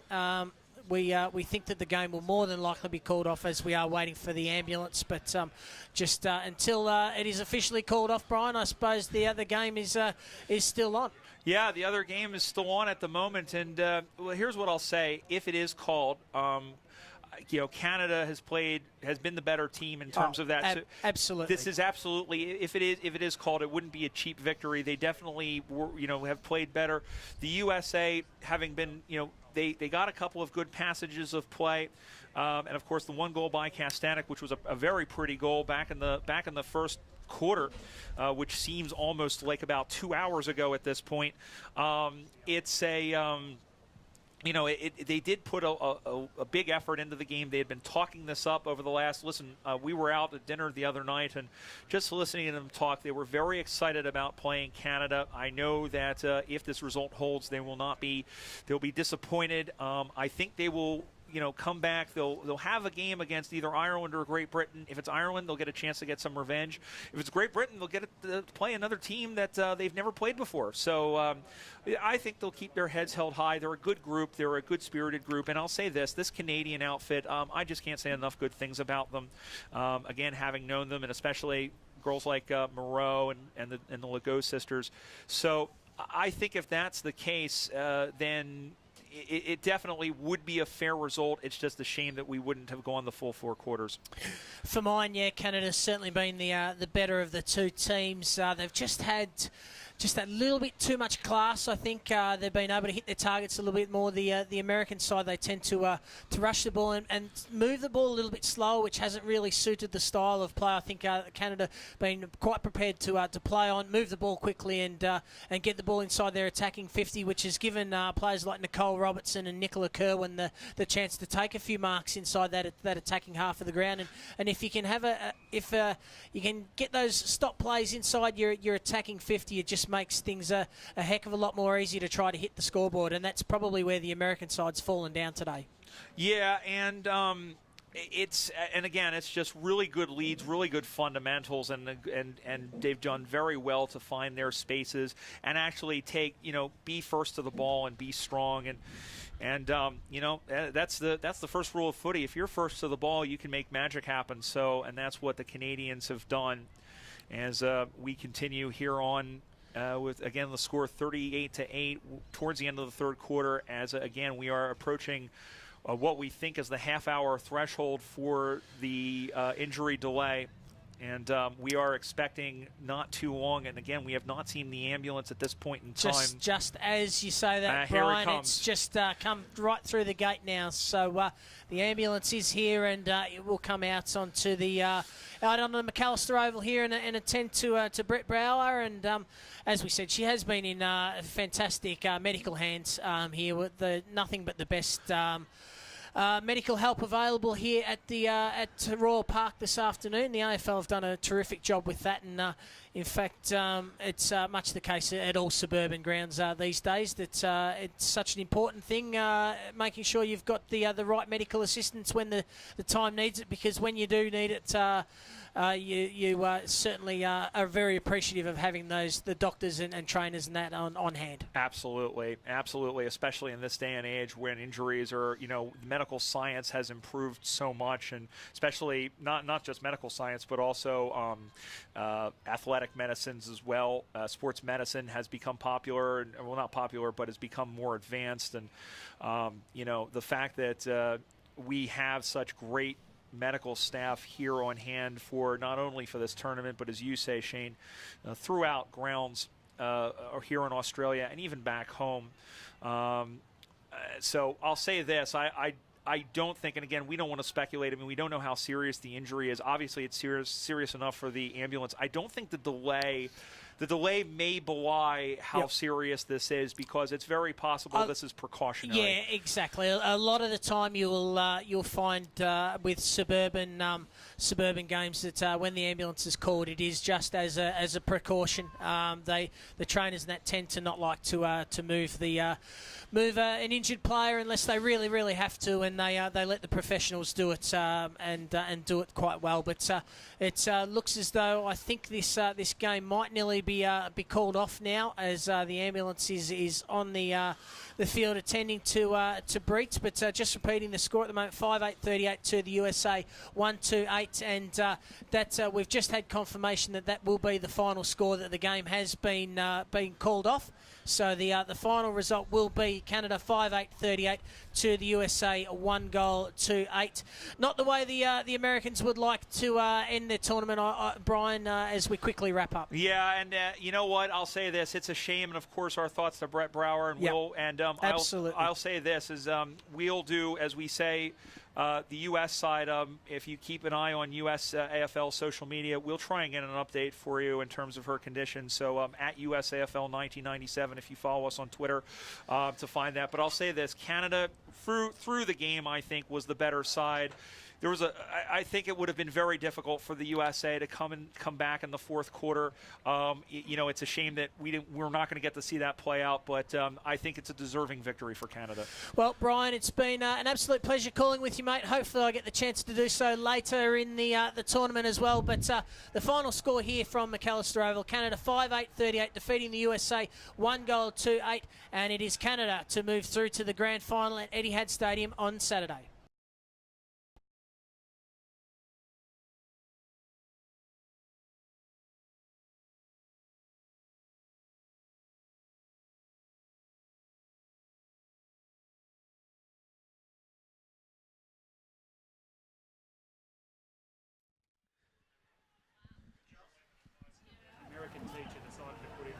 Well, we are back here at McAllister Oval, and it is the resumption of play here between the USA and Canada. Canada 5-8-38, leading the USA 1-8.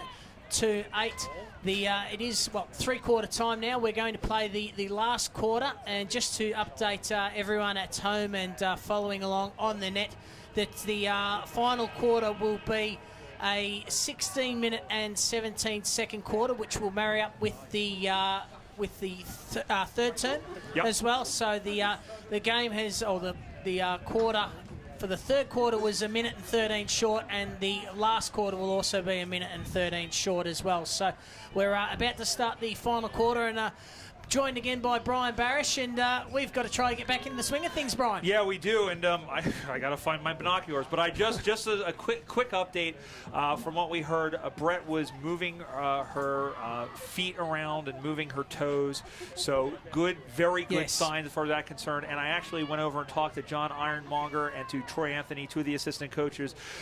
What happened was she fell forward, and her head collided either with the knee of a player or the ground. They're not sure which. Probably either in the hip area or somewhere along those lines. So she was just at an awkward position, and again, it's one of those freak accidents. But we will, as I mentioned, on USAFL 1997 on Twitter, as soon as we have any sort of update, we can give it to you. We must reiterate, she's in the very best of hands now, and we do wish Brett all the best. And we're about to start this final quarter here, women's semi-final number 1, and it is Canada by 30 points. Take us away, Brian. All right, as we try to get back into footy, as Corrigan couldn't get to it, and we have tackling without the football. It'll be a free kick. It will go the way of the aforementioned Miss Corrigan, who plays her footy for the Edmonton Emus in Alberta, and sends that one down the line, looks into the forward line. Nice mark, getting up and taking the chesty there was the number 8 in Nicola Kerwin, who has 2 goals so far. Throws that one onto the right foot. Inside 50, it's going to bounce, but it takes a little bit of a finger spin off break or something along those lines. Cricket, and the ball goes out of bounds. It'll be a boundary throw in about 30 meters around. Obviously, cricket's not quite as popular as Australian football in America, Brian. Nope. But ball to be thrown back into play, deep in the pocket. Canada into attack.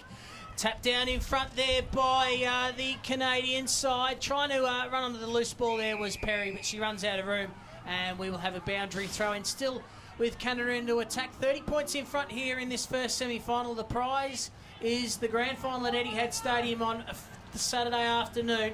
Ball tapped down to the front, trying to get onto it was Klatt, lost the ball. Going in hard there was Perry as well. She lost it too. Now comes back, looking to go to Moreau. She can't keep it in, and the boundary line wins out, and we'll have another boundary throw. Be interesting to see how the long break affects both teams. And once again, the wind has blown everything around, but the wind will blow the ball back into play with the assistance of the umpire. Both teams were keeping very, very warm with the warm-up trackies, as well as doing the warm-ups as they get the ball into the middle there for the Canadians, and the umpire crosses his arms, and we'll have a ball up there. Having it was Tricia Rolfe, the number 16, and the ball is sent skyward and knocked forward there as in the rock. Looks like Oha was in the rock, and the ball goes out of bounds, and it'll be a boundary throw, or check that. That's Kim Hemingway? No, that's Bevan English. Well, third time's a charm. Boundary throwing. So it's going to be Rebecca Gomez for the Canadian side to do the ruck work. Again, Canada, they are just happy to keep pushing this ball over the boundary line. It is all on the American side to make the play now. They are the ones that are 5 goals behind. Pack forms, we're going to get another ball up. No, eventually it comes out, trying to force their way through. Good tackle there by Hilmy. And still the pack forms again, and another ball up. Another real stalemate, a slow start to this final quarter. Nice slog, if you will, and Canada will be okay with that, up by 30 points. Ball goes to ground, kicked into the middle, and over there was Scherer, had it bounce off her hands. She stays with the footy, bounces to Gray. Gray able to get it out of the back, but it's going to be dropped. There's a flying chance there. And then kicking that one on towards goal was Willis. It goes off to the side, off of hands, and goes out of bounds for a boundary throw. And again, the score, Canada 5-8-38, 1-2-8 for the USA, as we have about 13 minutes to go here in the fourth quarter. Ball comes back into play, knocked down again, and then ping-pongs around out into the middle, picked up by Clough, and Clough's able to get it, or rather that's Blecker out to the near side for Estrada, who had 5 goals in that game the other day against the European Crusaders. She's been held off the score sheet today by the Canadians. So, ball now to be thrown back into play. Again, half forward for the Canadian side. Gomez to go up in the ruck for Canada, and she's almost going up unopposed there alongside Leone. Gets the tap down, now picked up, comes to Perry. Perry at half forward, kicks inside forward 50, bouncing ball, trying to run onto the loose ball there. Is that Kerwin? Kerwin, little shot at goal, bounces through for a goal.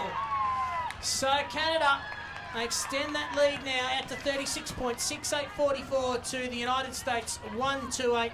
And Brian, I think he can shut the gate on this one now. Ladies and gentlemen, Elvis has just left the building. 6-8-44 to 1-2-8, and what a game that she's had, Nicola Kerwin. Really just did a great job, and fearless to just put that ball onto the boot and let gravity take the rest, as she has connected on half of the Canadian major score, and they're just moving the ball so well. The USA having trouble getting the ball out of that back line. They're just throwing the ball onto the boot, which is all in good, but they need to have a little bit more purpose with their clearances, because Canada is just doing so well up in their half-forward line there to get the mark. Ball's back in the play. It squirts on, and here is a chance. This Kastanek, she's claimed, she's gone. And a great tackle there by the Canadian there in the number 17. That is Erin Regan, who plays, I believe, out on the West Coast for Vancouver. And believe she had another sport too she was into, I believe, as she goes up the right side. On the wing position, off the hands of Shearer. Moreau is there patrolling. Shearer will tap it onto her own advantage. Picked up by Maguillon. Finds Smolak in the middle of the ground. Kicks that one inside 50. Tracking back off the chest of Danielson.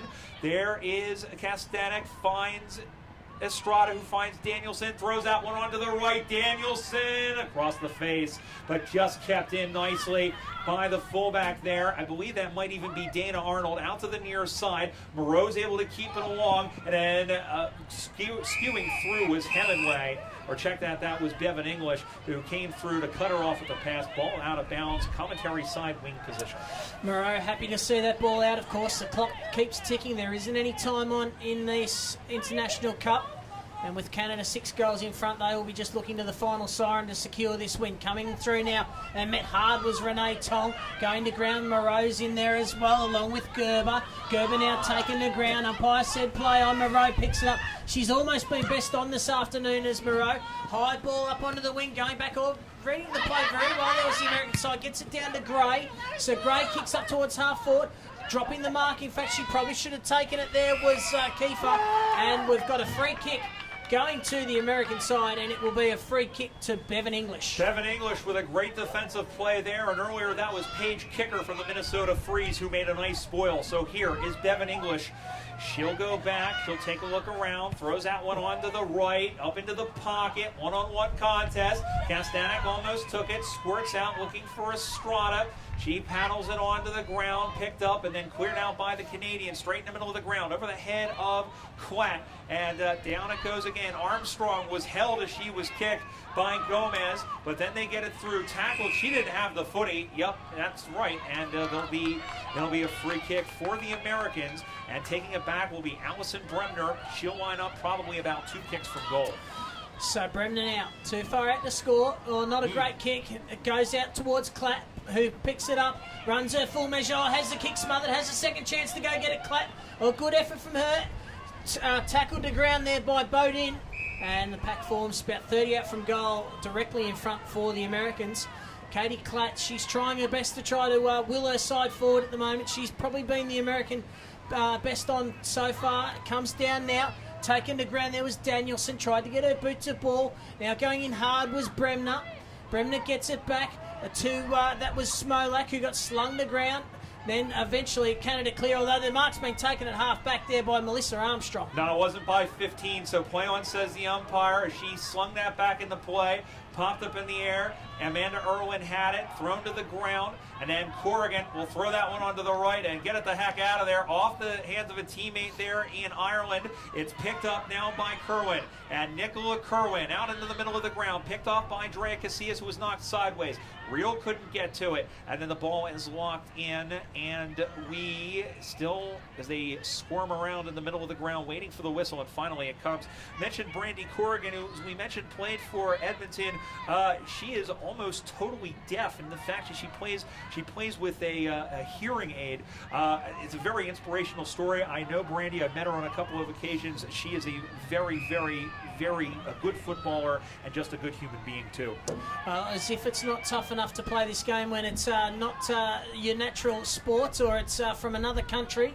That is a fantastic story there for Brandy Corrigan. And anyway, back in the play here. It's America inside. They're attacking 50. Estrada taken to ground. Going in there hard with Smolak. She gets taken to ground as well. So the ball on the deck. Trying to pick it up. No one able to really get clean possession at the moment. Eventually the umpire's had enough. He calls for it. And we'll have the ball up 30 metres out directly in front of goal for the US. As Smolak gets the tap down. Only as far as Robertson. Going to ground, the pack forms. This is good for the Canadian side, just taking more time out of the clock. I think it's bridged too far for the Americans at the moment. With the clearing kick, there's Halliday trying to get it out to space, and taking the mark is Katie Klatt. Katie Klatt, and the Burke, Virginia native, sends that one in, looking for Leone, who is shepherded off the football, and that'll be a free kick. Meg Leone, who is a volleyball player, played at Wayne State University in Michigan, will send that one forward, one-on-one contest. Oh, good strong off the hands. Moreau is there to Crum, and she is slung to the ground by Emily Reel, and it'll be something. I believe that'll be a ball up, and we have another player down. And by the way, there was a Christy Oha we were mentioning earlier in the first half. It was, or actually, it may have even been back in the third quarter. As Christy Oha was the one who was hurt. We have another player down again, and don't see who that is at the moment, but they're going to play on anyway. Knocked forward by Smolak. One-on-one contest, squirts out for Leone, handballs it around, they swing it around from English to Blecker. Oh, great smother, as Corrigan said, return to sender, and there's English who picks it up and snaps for a goal. It's off to the right, and another, that one is marked on the line? Yes, marked on the line, and they'll have a chance to clear it out. Oh, great bring down by Kastanek, but it was Hilmy who just was able to get it away and release the Canadians. So the American side, they get it back. The ball's going to come back in deep into attacking 50. Comes to Gray now on the edge of 50. Long ball to the goal square. Hilmy, who's up after that. Heavy tackle, couldn't quite take the mark. Then has an air swing at it. Second time at it, tries to get it over the line. Does it get there? No, it doesn't. Danielson picks it up. She's taking the ground. Little handball out now, picked up by Ryle. She goes to ground as well. Has to get rid of it. Moreau's in there, as she has been all afternoon. Eventually, the umpire calls for the bounce, and we'll have a ball up right against the boundary line, deep in the pocket. The US into attack. Ball thrown up. Tap one down there by Leone. Gets it down to a teammate. Oh, tried to take the mark but couldn't do so. Off hands picked up by Alana Robertson. Her kick, though, has gone to absolutely no one except for that. I think that's Melissa Armstrong. Yep. Armstrong goes to ground. With her is Willis, but the umpire's found a free kick. And it'll be coming back to the Canadian side and Erin Regan. Gotta love the desperation on defense by the Canadians. I'll tell you what, they are playing championship football right now. And now here they come out of the back, up the far side, and that has gone out on the full. Oh no, pushing the back, I apologize, thank you. You know, like I said, 4 eyes, none of them work, binoculars will. But in any event, that'll be a push in the back. So free kick. And it will come to Melissa Armstrong. Plays her footy for the Arizona Lady Hawks. Played last year for the San Francisco Iron Maidens and was one of the key figures to help them up over the top as she swings in. Boy, that was a wounded duck of a ball off the hands of Estrada, who goes in for the tackle there against Lindsay Smith. And then it's cleared out nicely. And again, that's Hilmy with another disposal up the far side. Knocked down by Kicker. And then that one is handballed back to Blecker. Good to see the U.S. go forward, but that one is intercepted, and actually I believe that may have been called all the way back. And a little bit of push and shove here. Well, it's on now. Chloe is in there. They're pushing around. They're coming in from everywhere. And the umpire, I think the original free kick was meant for Nicola Kerwin, but he's just handed it off to Hilmy and said, just get play going to break the fight up, which has exactly happened. Ball now coming up towards the half-forward line for the American side, but it's with Canada now. Going to ground, dumped after she kicked the football was Alana Robertson. That should be a free kick downfield. It will be. And the Canadian side now at half forward, and it should be going to Perry. I think she was the closest one. Yep. So she will get the ball. But a little bit undisciplined there from the American side late in this game. And as you can tell, there's only a handful of minutes left. Canada well in hand, 6-8-44, leading the United States 1-8. And it's going to be Canada through to the grand final on Saturday afternoon at Etihad Stadium to meet either Ireland or Great Britain, who will be playing after this. But in the meantime, it's Perry sending Canada inside, attacking 50, coming out to try to pick up the ball. There was Rebecca Gomez, couldn't do so. Picking it up now is Willis. She's tackled, and we'll have a ball up 50 metres out directly in front of goal. You see the frustration and a little bit of the intensity starting to bubble over left as we have 2 minutes to go here in the fourth quarter. As Shane said, Canada look to be through to the grand final at Etihad Stadium. The third consecutive year that they've been in the women's division grand final. As the ball gets rustled forward out to the near side, big hit by Emily Real, but that will only result in a ball up dead in front. As we travel on the score, 6-8-44 Canada, 1-2-8 for the United States. Ball gets knocked forward, and that one is picked off, and quickly taking her down was Bremner, and that will be another ball up on the far side. As in the ruck now, that's Meg Leone, who is in for Brower, who, if you missed it, left the game with a serious injury, was carted off by the ambulance, now out to the near side. Oa got it all about 5 meters in front of her, being chased there by Renee Tong, and then finally they're able to get it out, looking for Danielson, who pushed off. And that was going to be called every day of the week, and it will be a free kick in the wing position, commentary side for the Canadians as they look just about home. I certainly do. Lindsay Smith will be the to receive the free kick. And Danielson not happy with the decision, but it was there. There's no doubt about that. So Smith now hasn't got a lot to kick to. This goes down the line. Trying to get to the back of the pack was Kerwin. Still goes Kerwin. And in fact, it's gone out off the boot of Paige Kicker. And it will be should be a free kick to the Canadian side. So it's out on the full. And it looks like Valerie Moreau will take it. Now, I'm not quite sure what's happened there, but I'm absolutely certain. I'm certain that it was an American boot. But anyway, comes to Castanet. She gets the mark, plays on, kicks up towards half forward. Win there for the American side. Can't quite take possession. Good work there by Gerber, and then got driven into the ground and should receive a free kick and will. So a free kick there to Leslie Gerber, and a 25-meter penalty has been awarded. It looks like either that or the umpire's backing up. Nope, the umpire's just backing up. It'll be Gerber as the final seconds go. There's the siren, and that is it.